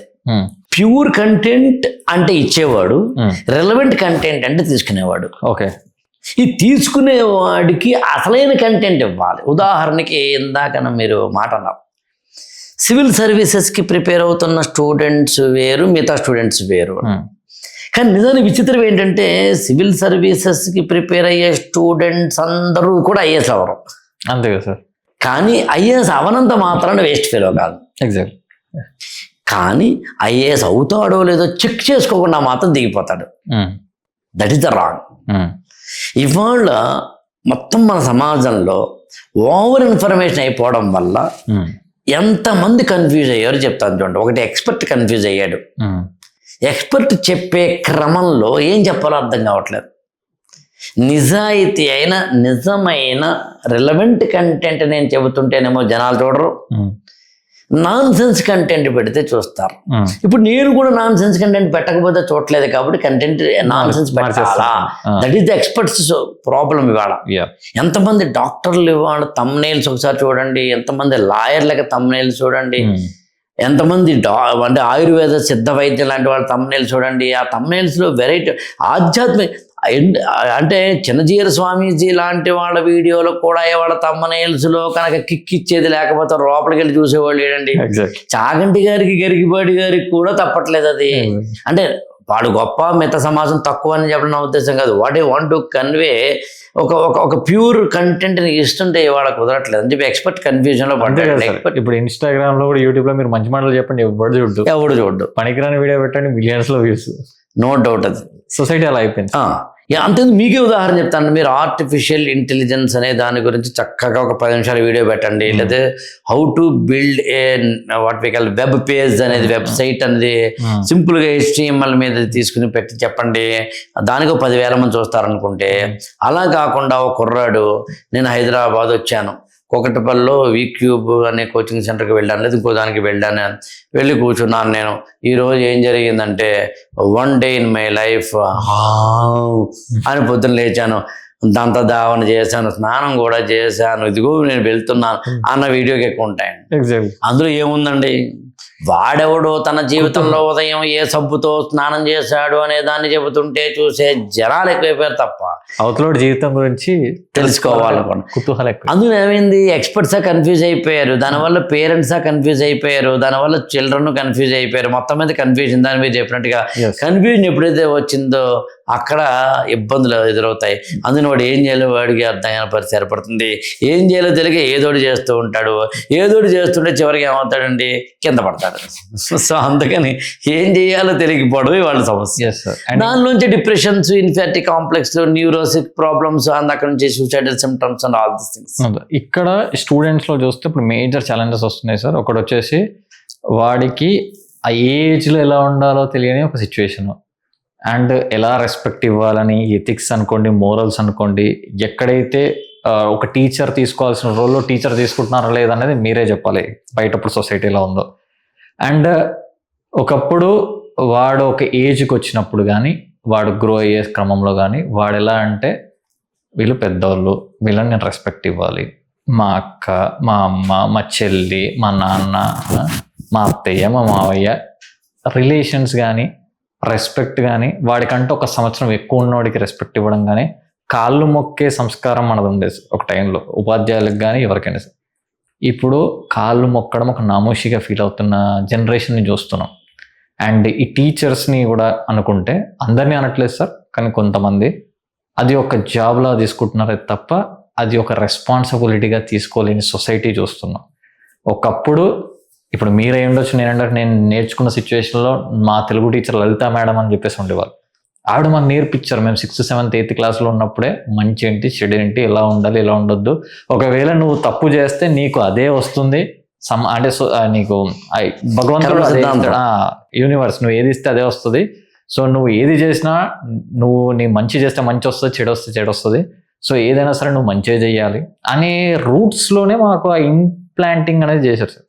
అప్పటి నుంచి ఇప్పటిదాకా మనం అదే ప్యాటర్న్లో ఒకరికి మంచి చేయాలనే ఉద్దేశంతో ముందుకెళ్ళడం, లేదా మనకు తెలియకుండా చేసి ఉండొచ్చు, వాళ్ళు తెలిసినంత వరకు మాత్రం మనం ఒక క్రమంగా ఒక రూట్లోకి వెళ్ళేలా వాళ్ళు మనని షేప్ చేశారు. కానీ ఇప్పుడు ఆ షేపింగ్ చేస్తే టీచర్స్ కానీ, ఆ షేపింగ్ చేసే కల్చర్ కానీ, ఎడ్యుకేషన్ సిస్టమ్స్ కానీ ఉన్నాయంటారు? లేదండి, ఇప్పుడు లేదు. నా సిద్ధాంతం ఏంటంటే, ఇప్పుడు లోకం మారుదండి సార్. మారిన లోకంతో పాటు అన్ని మారాల్సిందే.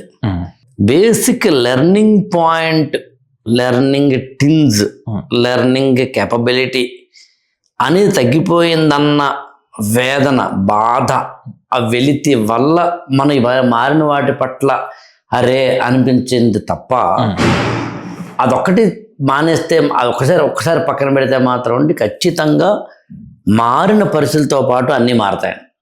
Family systems, value systems, principles, bondings, relationships, మనీకి కరెన్సీకి ఉండే వాల్యూ, ఇంట్రెన్సిక్ వాల్యూ అన్నీ మారతాయి.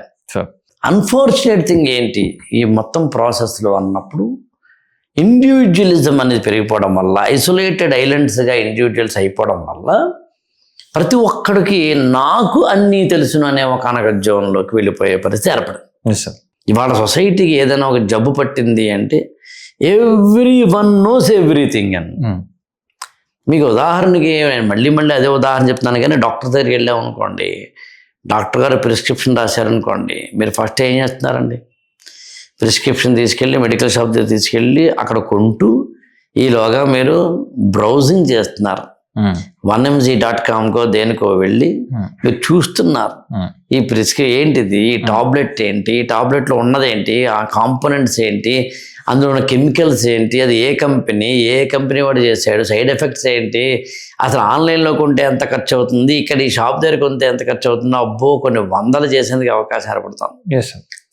అంటే ఒక 11 ఏళ్ళు 10 ఏళ్ళు కష్టపడి చదువుకున్న ఒక, అంటే ఎంబీబీఎస్ 5 ఏళ్ళు, సూపర్ స్పెషాలిటీ 5 ఏళ్ళు, ఇలా పీజీ చేసుకుంటే అయ్యే 10 ఏళ్ళ దాంట్లో ఒక ప్రిస్క్రిప్షన్ రాస్తే 10 నిమిషాల్లో దాన్ని మొత్తం డీకోడ్ చేసేస్తూ నీ దగ్గరికి ఇన్ఫర్మేషన్ వచ్చినప్పుడు నీకు బలుపే పెరుగుతున్నాను, నీకు బాగా బలుపు వస్తున్నాను. ఆ బలుపు ఉన్న సమాజంలో ఉన్నాం మనం. అందులో ఇందాక మీరు చెప్పారు కదా, ఇక్కడ ఎవడిని ఖాతరు చేయడం, ఎవడిని ఖాతరు చేయనప్పుడు అండి సమాజంలో, ఐ రిపీట్ ఇట్ అండి, సోషల్ చదువుకున్న వ్యక్తిగా చెప్తున్నానండి, ఇంకొక 10 ఏళ్ళు ఇలాగే ఉంటుంది సమాజం, ఇంకా దారుణంగా ఉంటుందండి. ఇంకా ఓవర్ బలుపులు ఉంటాయండి, ఓవర్ కాన్ఫిడెన్స్లు ఉంటాయి, మనిషిని గౌరవించుకోకపోవడం ఉంటుంది. అలాంటి దశలోంచి, కుళ్ళు కంపు కొట్టిన దశలోంచి సమాజం మళ్ళీ తను తాను మార్చుకొని, ఇక్కడ నేను ఒక చిన్న ఉదాహరణ చెప్తాను. వెస్టర్న్ కల్చర్లో మీరు నేను అమెరికా 2-3 టైమ్స్ వెళ్ళిన వ్యక్తిగా మాట్లాడుతున్నాను. అక్కడ మీకు ఎలా ఉంటుందంటే ఒక వ్యక్తి ఇంకొక వ్యక్తిని గౌరవిస్తాడండి, వ్యవస్థల్ని గౌరవిస్తాడండి, ట్రాఫిక్ సిగ్నల్స్ పాటిస్తారు, క్యూ సిస్టమ్ పాటిస్తారు, ఒకళ్ళు ఇంకొకరిని టచ్ చేయరు, స్మైలింగ్ ఫేస్తో ఉంటారు, గ్రీటింగ్ ఉంటుంది, కమ్యూనిటీ క్లీన్లెస్ ఉంటుంది, కమ్యూనిటీని రెస్పెక్ట్ చేయడం ఉంటుంది, ఒక వ్యక్తిని ఇంకొక వ్యక్తిని రెస్పెక్ట్ చేసుకోవడం ఉంటుంది. ఎండ్ పాయింట్ ఏంటంటే నీ పర్సనల్ లైఫ్ నీ ఇష్టం, కానీ పబ్లిక్లోకి వస్తే మాత్రం యూ షుడ్ బి సివిలియన్ కల్చర్లో ఉండాలి. అలా కూడా ఇండియా రావాలి, వస్తుంది, కొంచెం ఎక్కువ టైం పడుతుంది మనకి, ఎందుకంటే మనకి పాపులేషన్ ఎక్కువ కాబట్టి. But one thing is sure, ఇవాళ మాత్రం మనం అత్యంత దగులుబాజీ దశలో ఉన్నాం. దీనికి రెమెడీ ఏంటో చెప్తాను, మీరు చెప్తే ఆశ్చర్యపోతారండి. ఎవడి కర్మకి ఆడే బాధ్యుడండి. అందుకు నేను ఏమంటానంటే ఇవాళ దానికి ఉన్న ఒకే ఒక స్లోగన్ చెప్పండి అని మీరు అంటే కనుక, నీ జీవితాన్ని నువ్వు బాగు చేసుకుంటావో లేదో తెలుసుకో. నీ జీవితం ఇది, break it or make it, create are destroy. ఇది నీ లైఫ్. ఇక్కడ ఎవ్వడూ నీకు గురువు కాదు, ఎవ్వడూ నీకు శిష్యుడు కాదు, ఎవడూ నీకు ప్రీచ్ కాదు, ఎవడూ నీకన్నా ఎక్కువ కాదు, ఎవడో నీకన్నా తక్కువ కాదు. ఎలాగూ ఎవడూ నీకన్నా ఎక్కువ కాదు అనేసుకుంటున్నావు కదా, నీకన్నా తక్కువ కాదని కూడా అనుకోవడం స్టార్ట్ చేయి. నీ జీవితాన్ని నువ్వు కాపాడు. ఇంకా టీచర్ రోల్ గురించి అన్నారు మీరు.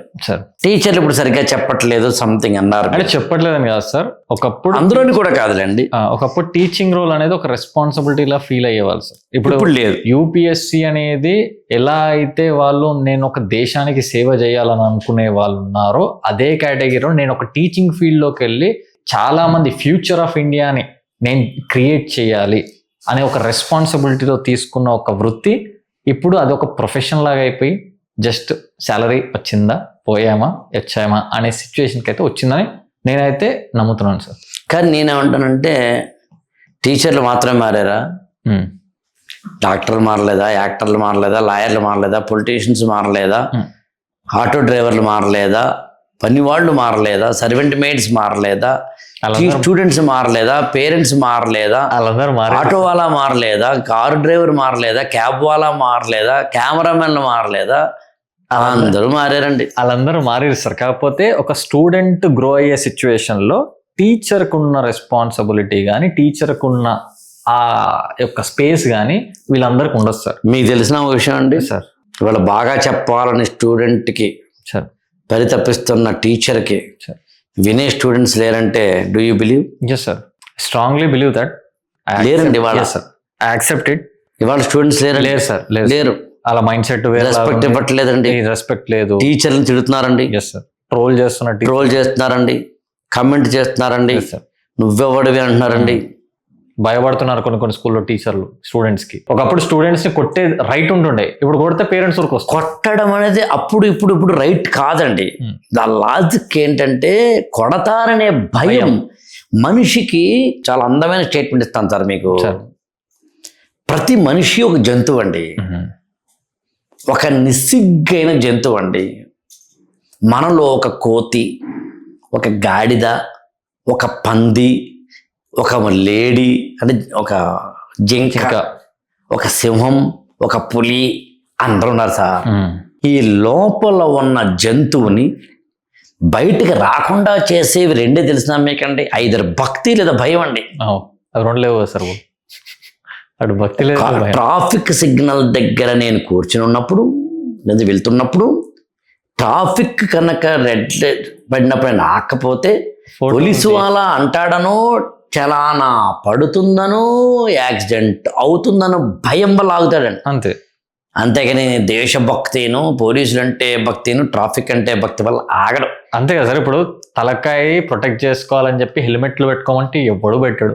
నా తలకాయ ఏముంది, పోతానేమో హెల్మెట్ పెట్టాడు. చలానా వేసుకోమంటే చలానా వేస్తాము అని అంటే వేసుకో, ఇంటికి పంపించాలనా అనేవాళ్ళు ఎంత ఉన్నారండి. సో మనిషిని భక్తి లేదా భయం మాత్రమే జంతువుని కాకుండా చేస్తుందండి. ఇవాళ రెండు భయము లేవు, భక్తి లేవండి. రెండు లేనప్పుడు ఏమవుతుంది చెప్పమంటారా? అందుకని ఒకప్పుడు మతం అనేది ఎందుకు ఉండేది అనుకుంటారండి, భక్తి అనేది పాపం పుణ్యం లాంటి వాటితోటి మనిషి ప్రవర్తనని కట్టుబడి చేశారు. ఇవాళ ఎక్కడ చేశారండి? సో రెండు సమాజంలో లేనప్పుడు, పిల్లలకి లేనప్పుడు, పేరెంట్స్కి లేనప్పుడు, అన్ని లెక్కలైపోయినప్పుడు 100కి 100 పాస్ అవ్వాలని చెప్పి కలెక్టర్ గారు రిమార్క్ పెడతారు డిఈఓ గారికి, డిఈఓ గారు డివైఓ గారికి పెడతారు, డివైఓ గారు ఎంఈఓ గారికి పెడతారు, ఎంఈఓ గారేమో మన హెడ్ మాస్టర్ గారికి పెడతారు, హెడ్ మాస్టర్ గారేమో టీచర్లకి పెడతారు, టీచర్లు పిల్లలకి పెడతారు. వీడేమో చదవగానే పాస్ చేయాలంటే ఏం చేయాలండి? మా స్కూల్ చిల్డ్రన్ మీకును, మీ స్కూల్ చిల్డ్రన్ మాకును పడినప్పుడు ఇన్విజిలేషన్కి మనము కనుక టైఅప్ అయ్యే, సార్ మా పిల్లలు మీరు చూసుకోండి సార్, మీ పిల్లలు మేము చూసుకుంటాం అంటే 100కి 100 వస్తాయి సార్. ఎందుకు రావు? అరే 100కి 100 రావడం కాదురా, ఒక స్టూడెంట్కి కనుక ఇంగ్లీష్లోనో తెలుగులోనో ధారాళంగా మాట్లాడడం వస్తే అదే ఎడ్యుకేషన్ ఏ గవర్నమెంట్కి ఉంది, ఏ కలెక్టర్ గారికి ఉంది. అది కాదురా ఎడ్యుకేషను, మార్కుల కన్నా ఇంపార్టెంట్, E=MC² అంటే ఏంటో చెప్పలేనప్పుడు ఫిజిక్స్లో నీకు ఎన్ని మార్కులు వచ్చినా వృధా అని ఏ కలెక్టర్ ధైర్యంగా అనగలడు? నిలబడ్డము, పడిపోతే లేవగలగడము, పేరెంట్స్ అంటే గౌరవించడము, పెద్దలంటే గౌరవించడము, టీచర్లంటే గౌరవించడము, గౌరవించడమే మనిషికి సంబంధించిన ఏకైక లక్షణం. క్లాసు జరుగుతుంటే కుక్క పర్మిషన్ లేకుండా లోపలికి వస్తుంది, కానీ మనిషి అలా కాదు కదా. కాబట్టి మనిషే కదా, మనిషి అనేవాడు కుక్క కన్నా భిన్నంగా ఉండాలిరా. ప్లే గ్రౌండ్లో వేరేగా ఉండాలి, అమ్మాయిలతో వేరేగా ఉండాలి, అబ్బాయిలతో వేరేగా ఉండాలి, టీచర్లతో వేరేగా ఉండాలి, నాన్ టీచింగ్ స్టాఫ్తో వేరేగా ఉండాలి. నీ బిహేవియర్ ఎప్పటికప్పుడు ఎవరికి అనుగుణంగా వాడితే మారేది అసలైన ఎడ్యుకేషన్. ఏ కలెక్టర్ గారు ఏ టీచర్ గారికి చెప్తున్నారు సార్? ఏ టీచర్ గారు ఏ పిల్లలకి చెప్పగలుగుతున్నాడు సార్? ఏ పేరెంట్ మా అబ్బాయికి 100కి 100 ఎందుకు మార్కులు రాలేదని అడుగుతున్నాడే తప్పించి కానీ, టీచరు నువ్వు తక్కువ వేసావు అని అడుగుతున్నాడే తప్పించి కానీ, వాడికి 100 మార్కులు రావాలంత అర్హత ఉందా లేదని ఏ పేరెంట్ అంటున్నాడు? పేరెంట్ అంటున్నాడు వేసేయండి సార్ అని. అందుని ఇక్కడ అందరూ దొంగ డాష్ కొడుకులు సార్ అందరూ. కాబట్టి ఒక టీచర్ని అన్నాను లేదండి సార్, ఒక్క టీచర్ అన్నాను లేదు సార్. మీరు విషయం చెప్పంటారా? ఐఏఎస్ కోచింగ్లో నేను ప్రత్యేకంగా వారానికి 1 సారో, వారానికి 2 సార్లు, వారానికి 3 సార్లు మేము ఆఫీస్కి ఫోన్ చేస్తాం సార్ బాగా చదువుతున్నారని. ఎల్కేజీ పిల్లలకో 3వ తరగతి పిల్లలకో చేసే పని ఐఏఎస్ కోచింగ్ సెంటర్లో చేయాల్సి వస్తుంది. ఇవాళ మేము ఫోన్ చేస్తే తర్వాత ఫోన్ చేస్తామని ఎవరన్నారు తెలిసిన మీకండి? అదేంటిరా ₹1,00,000 ఫీజు కట్టావు, ఫీజు కట్టిన తర్వాత చదివావా లేదా నేను అడగడం ఏంట్రా? ఇది ఎక్కడ బాధ? ఎవరిని అడగాలి? నాకు చదువు చెప్పండి మొర్రో అని స్టూడెంట్ అడగాలి, విద్యను అర్థించేవాడు కదా విద్యార్థి. అలాంటిది ఇవాళ టీచర్ కోసం పరిచయం సార్. మేము కూర్చోబెట్టి చదివించాలా? చదివించడానికి మోటివేషన్ యాక్చువల్గా సినిమాకి వెళ్ళడానికి ఎవరు మోటివేట్ చేయట్లేదు, మరి చదివించడానికి మోటివేషన్ ఏంటి సార్? మరి చదివించడానికి మోటివేషన్ చేయాల్సి వస్తున్నప్పుడు ర్యాంకర్లు అండి. నాకు ఇవాళకి గుర్తు సార్, 25 ఏళ్ల కిందట 20 ఏళ్ల కిందట నా స్టూడెంట్స్ ర్యాంక్ వస్తే నేను మామూలుగా మా ఇంట్లో నేను రాసుకుంటూనే ఉన్నాను. కానీ స్టూడెంటే వచ్చి స్వీట్ బాక్స్తోనూ శాలువాతోటి వచ్చి మాకు కప్పి కాళ్ళకి దండం పెట్టి ర్యాంకర్ల పేర్లు వేసుకోవడం మాకు తెలియదు, ర్యాంకర్ల ఫోటోలు వేసుకోవడం మాకు చేత కాదు అంటే అక్కర్లేదని.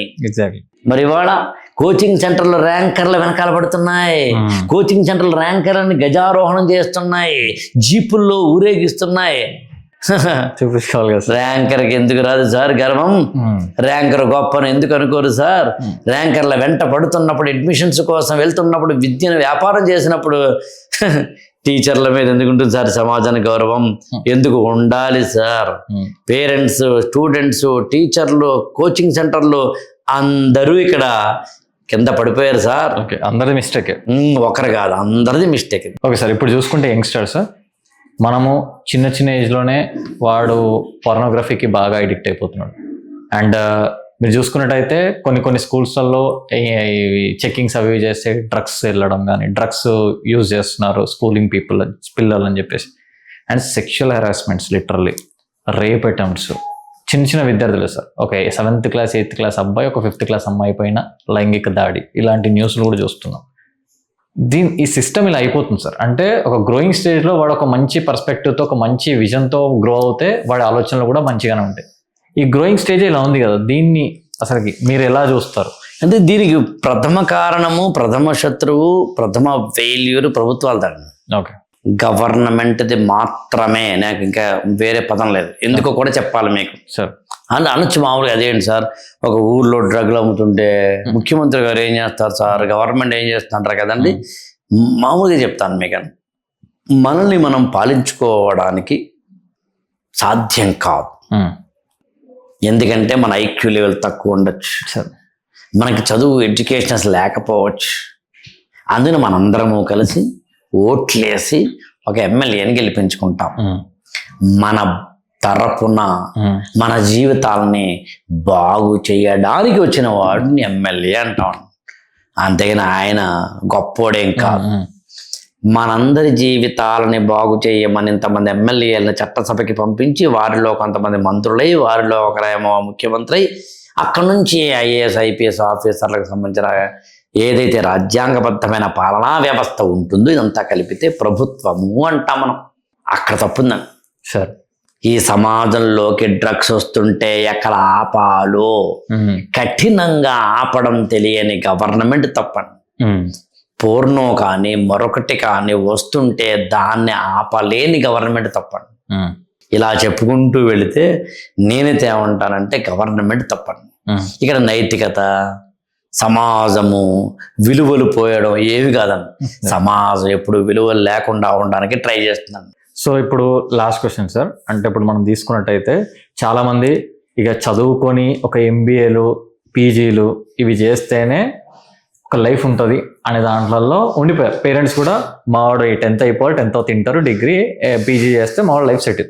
కానీ ఇప్పుడున్న ఎడ్యుకేషన్ సిస్టమ్ అలా లేదు. ఇప్పుడున్న బయట జాబ్ సిస్టమ్ అలా లేదు. ఉట్టి డిగ్రీలు ఉంటే సరిపోదు, దానికి రిలేటెడ్ స్కిల్ కావాలి. స్టూడెంట్స్కి ఏంది, నాకు చదవడమే ఇష్టం లేదనే వాళ్ళు 50% స్టూడెంట్స్ ఉన్నారు. వాడు చదువు అవ్వదు, వాడు కూడా చెప్తాడు నాకు చదువు అవ్వదు, ఇది తప్పి నేను వేరే ఏమైనా చేయగలుగుతాను దాంట్లో. కానీ పేరెంట్స్ వాళ్ళని యాక్సెప్ట్ చేయట్లేదు.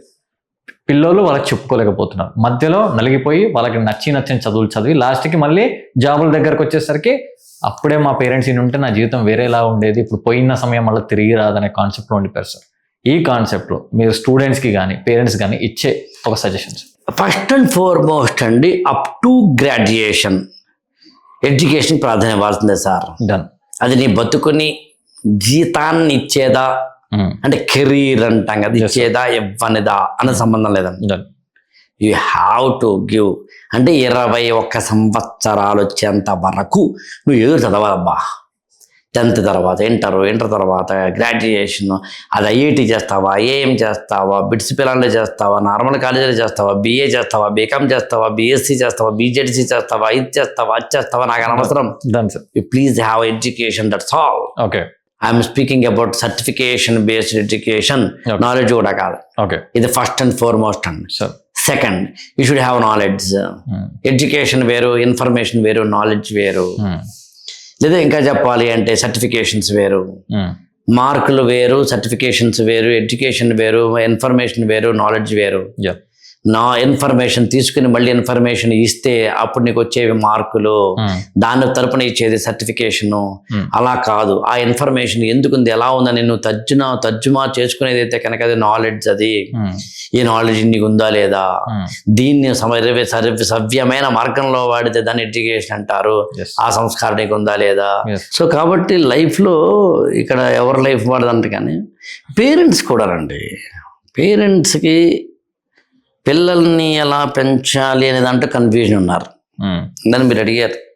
ఇప్పుడు ఎడ్యుకేషన్ వేరు, ఇన్ఫర్మేషన్ వేరు, నాలెడ్జ్ వేరు అన్నట్టు. కానీ 20 ఏళ్ళు వచ్చేంత వరకు ఒక స్టూడెంట్గా చదువుకోవాలి ఏదో ఒకటి.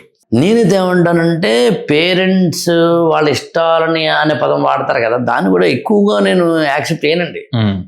ఓకే, నేను కాదన్ను, I know that, but majority of the students వాళ్ళకు కూడా తెలియదండి. ఎగ్జాక్ట్లీ, ఏదో చదవాలి కదా. నాకు ఏదో ఇష్టం ఉంది, ఏదో ఇష్టం ఉందంటే వ్యక్తిగతంగా చదివి, నిజంగా ఇష్టం నువ్వే అంటున్నావు కదా, దాని సర్టిఫికేషన్తో పని ఏంటి, ఉదాహరణకి నీకు హిస్టరీ చదవాలని అనిపించింది అనుకుందాం, బిఏ చేయాలని నీకు అనిపించింది, హెచ్ఈసి తీసుకోవాలనిపించింది, మీ పేరెంట్స్ మాత్రం నేను తీసుకెళ్ళి ఎంపీఎస్లో పాడేశారు. మ్యాథ్స్, ఫిజిక్స్, కెమిస్ట్రీ చదువు, హిస్టరీ వ్యక్తిగతంగా చదువుకో, ఇవాళ కదా రేపు చదువుకో. నిజంగా నీకు చదువుకోవాలనిపిస్తుంటే దాని సర్టిఫికేషన్ సంబంధం లేదు. అందుకని నేనేమంటానంటే కొంతమంది విషయాల్లో ఇబ్బందులు ఉన్నమాట వాస్తవం. పేరెంట్స్ కూడా కన్ఫ్యూజన్ ఉన్నారండి. పిల్లల్ని ఏం చేయాలి, ఎలా చేయాలి. ఇవాళ ఇదివరకులాగా కేవలం ఏదో ఒకటి మాత్రమే లేవు, అంటే ఒక ఇంజనీరింగ్, ఒక మెడికల్ మాత్రమే లేవు, వేరియస్ వేస్ వచ్చేసింది. పేరెంట్స్ కూడా అవేర్నెస్ లేదు, అవేర్నెస్ ఉండాలి. పేరెంట్స్ అవేర్నెస్ ఉండాలి అంటే ఏమవుతుంది, మళ్ళాంటి వాడు అవేర్నెస్ గా ఏమైనా వీడియోలు పెడితే ఎంతమంది చూస్తున్నారు. పేరెంట్ చూడాలనుకునే సమయానికి నిజంగా చెప్తానంటే డిజిటల్ రెవల్యూషన్ వచ్చిన కొత్తల్లో మనలాంటి వాళ్ళ మాటలే వినేవారండి. ఖచ్చితంగా చెప్తాను సార్, 5 ఏళ్ల కిందట కోవిడ్ కన్నా ముందు మంచి మాటలు మాత్రమే యూట్యూబ్లో ఉండేవి, చెత్త ఉండేది కాదు. క్రమక్రమంగా టిక్ టాక్ బ్యాన్ చేసినప్పటి నుంచి యూట్యూబ్కి చెత్త వచ్చేసింది. హోమ్ టూర్ చెప్పేది ఒకటి, ఫ్రిడ్జ్ టూర్ చెప్పేది ఒకటి, వ్యాలెట్ లో ఏముందో చెప్తాను రా, లేకపోతే ఏంటంటే జ్యువెలరీ టూర్ అట. నీ జ్యువెలరీ గురించి నాకెందుకు, శారీస్ టూర్ చెప్తారు సార్, నా శారీస్ ఎన్ని ఉన్నాయంటే నీ శారీస్ నాకెందుకు. చూసాలు ఉన్నారు కదా సార్, అవి ఇన్ని విచిత్రం అండి, ఇలాంటి కొన్ని 100 ఉన్నాయండి. కానీ నేనేమంటా తెలిసిన వాళ్ళందరూ తప్పు కాదు. ఎందుకంటే యూట్యూబ్లో మంచి మాటలు చెప్పడానికి ఒక కెరీర్ గైడెన్స్ ప్రోగ్రామో, పేరెంటింగ్ ప్రోగ్రామో, సూసైడ్స్ వద్దని చెప్పడం లాంటి ప్రోగ్రామో చెప్పడానికి మీకు నాకు ఎంత సాధికారికత ఉందో, అధికారం ఉందో, ఎలవెన్స్ ఉందో త్రూ ద యూట్యూబ్. వాళ్ళు కూడా ఉంది, ఒక జీమెయిల్ అకౌంట్ ఓపెన్ చేసుకుంటే. కాబట్టి నేను ఫస్టే ఈ ఇంటర్వ్యూలో చెప్పాను, గుర్తుందో లేదో, ఇక్కడ ఎవడి కర్మకి ఆడే బాధ్యుడు, it is your life, make it or break it. అందుకు నువ్వేం చూడాలి అనే దాన్ని బట్టి ఉంటుంది. ఇక్కడ చూపించేవాడు ఎప్పుడు తప్పు కాదు, చూపించేవాడు ఎప్పుడు అన్ని చూపిస్తూ ఉంటాడు. ఎవడి చెత్త వాడు చూపిస్తాడు. ఇక్కడ ఏ చెత్తను తీసుకోకూడదో, ఏ చెత్తను తీసుకోవాలో నీకు తెలియాలి. దీనికి లేయర్స్ ఉన్నాయండి. లేయర్స్ ఏంటంటే ఫస్ట్ లేయర్ పేరెంట్స్ అండి, ఆర్ ఎల్డర్స్ అండి, ఆర్ ద గురువుస్ అండి, అంటే టీచర్స్ అండి. నెక్స్ట్ లేయర్ ఏమో టీనేజర్స్ అండి. ఇంకా టీనేజర్స్ కూడా కాదు, టీనేజర్ కన్నా కొంచెం పెద్దవాళ్ళు. అక్కడ నుంచి పోస్ట్ టీనేజర్స్ అందాం, అంటే టీనేజర్స్, ప్రీ టీనేజర్స్. వీళ్ళకి చెప్పగలిగి ఉండాలి. అందులో టీనేజ్ లోంచి బయటకు వచ్చేసి టీనేజ్ లో నానా రభస అయిపోయి టైం అంతా వేస్ట్ చేసుకున్న చాలా మంది కావాలంటే చూడండి, వాడు చెప్తారు 25 సంవత్సరాల వయసు ఉండి జాబు రాకుండా ఉండి ఇంటర్మీడియట్లో పిచ్చి పనులు చేసి ఇంజనీర్లో వెర్రి పనులు చేసిన వాడు ఇప్పుడు చెప్తాడు కావాలంటే చూడండి, అలా చేయకుండా ఉండాల్సిందిరా అని. అయిపోయా. కానీ వాడే గురువు నెక్స్ట్ టీనేజర్లకి. అందులో అలా చెప్పుకుంటూ వెళ్ళాలి. అందులో నేనే ఉంటానంటే అసలు నేను పెట్టే కంటెంట్ అనేది సమాజానికి ఉపయోగపడుతుందని తెలియకుండా వ్యూస్ కోసము, వ్యూస్ వెనకాల డబ్బు కోసము, డబ్బు వెనకాల ఉన్న స్టేటస్ కోసము పెట్టడం ఏంటంటే, ఓ మొగుడు పెళ్ళాము కలిసి నాన్సెన్స్ ఏదో ఒక జోకులు క్రియేట్ చేసి వాడు యూట్యూబ్లో పెట్టడాన్ని అసలు ఎలా అర్థం చేసుకోవాలి? ఎవరు గౌరవాన్ని పోగొట్టుకుంటున్నారండి? నీ గౌరవాన్ని నువ్వే తగ్గించుకుంటున్నావు అంటే ఏంటంటే చెప్పడం కష్టం అండి. సో అందుకని పేరెంట్స్ కూడా కన్ఫ్యూజన్లో ఉన్నారు. అందులో మంచి పుస్తకాలు చదవాలి, మంచి మాటలు వినాలి, తమ జీవితాన్ని బాగు చేసుకోవాలనే కోరిక వాళ్ళకి ఉండాలి. అది ఎంత ఉండాలన్నది వాళ్ళ వ్యక్తిగతం అంతే. ఈరోజు చాలానే ఇన్ఫర్మేషన్ ఇచ్చారు. సో మెయిన్లీ మనం అనుకున్నది ఐఏఎస్ కానీ ఐపీఎస్ కానీ సివిల్స్లో వెళ్ళాలి, రూట్ మ్యాప్ ఏంటనేది ఈరోజు అయితే ఒక క్లారిటీ వచ్చింది అనుకుంటున్నా మా ఆడియన్స్కి. So I feel like it's something very informative. And మీరు ఇంతకుముందు అన్నట్టు చెత్త లాంటి టాపిక్స్ కాకుండా మనం ఎంతో కొంచెం ప్రొడక్టివిటీ రిలేటెడ్గా జనాలకి యూజ్ అయ్యే కంటెంట్ చేసామని అనుకుంటున్నాను. So thank you sir, thank you so much for coming. And hope ఈ వీడియో చూసి చాలా మందికి ఒక క్లారిటీ, విజన్, అంటే ఒకవేళ నిజంగా వీళ్ళు సివిల్ సర్వీసెస్ వైపు వెళ్ళాలంటే ఎలా ఉంటుంది అని ఒక క్లారిటీ వచ్చిందని అనుకుంటున్నాను. నేను కూడా అది కూడా అనుకోండి. నేనేమంటానంటే క్లారిటీ రావడం రాకపోవడం మీ ఇష్టం. 4 మంచి మాటలనే పదం కూడా వాడను. ఉన్నంతలో చెత్తని ఇవ్వని చక్కటి మాటలు చెప్పే అవకాశం మీరు నాకు కల్పించారు అంతే. Thank you sir, thank you so much. So guys, so finally చూసారు కదా ఈరోజు ఈ పోడ్కాస్ట్ లో I feel like you got some kind of clarity, like civil services లో వెళ్ళాలన్నా వాట్ ఈస్ ద ప్రొసీజర్స్, ఒక రూట్ మ్యాప్ ఎలా ఉంటుంది, అండ్ జనరేషన్ ఎలా ఉంది, వాళ్ళ లైఫ్ స్టైల్స్ ఎలా ఉంటాయి, ఎవ్రీథింగ్ ఐ థింక్ ఉన్న టైంలో ఉన్న వాల్యూ మేము జనరేట్ చేయగలిగాం. So I hope you like the podcast. నచ్చితేనే సబ్స్క్రైబ్ చేసుకోండి, నచ్చితేనే షేర్ చేయండి. సో ఇలాగే shower love on us, and thank you so much for watching our podcast. Thank you.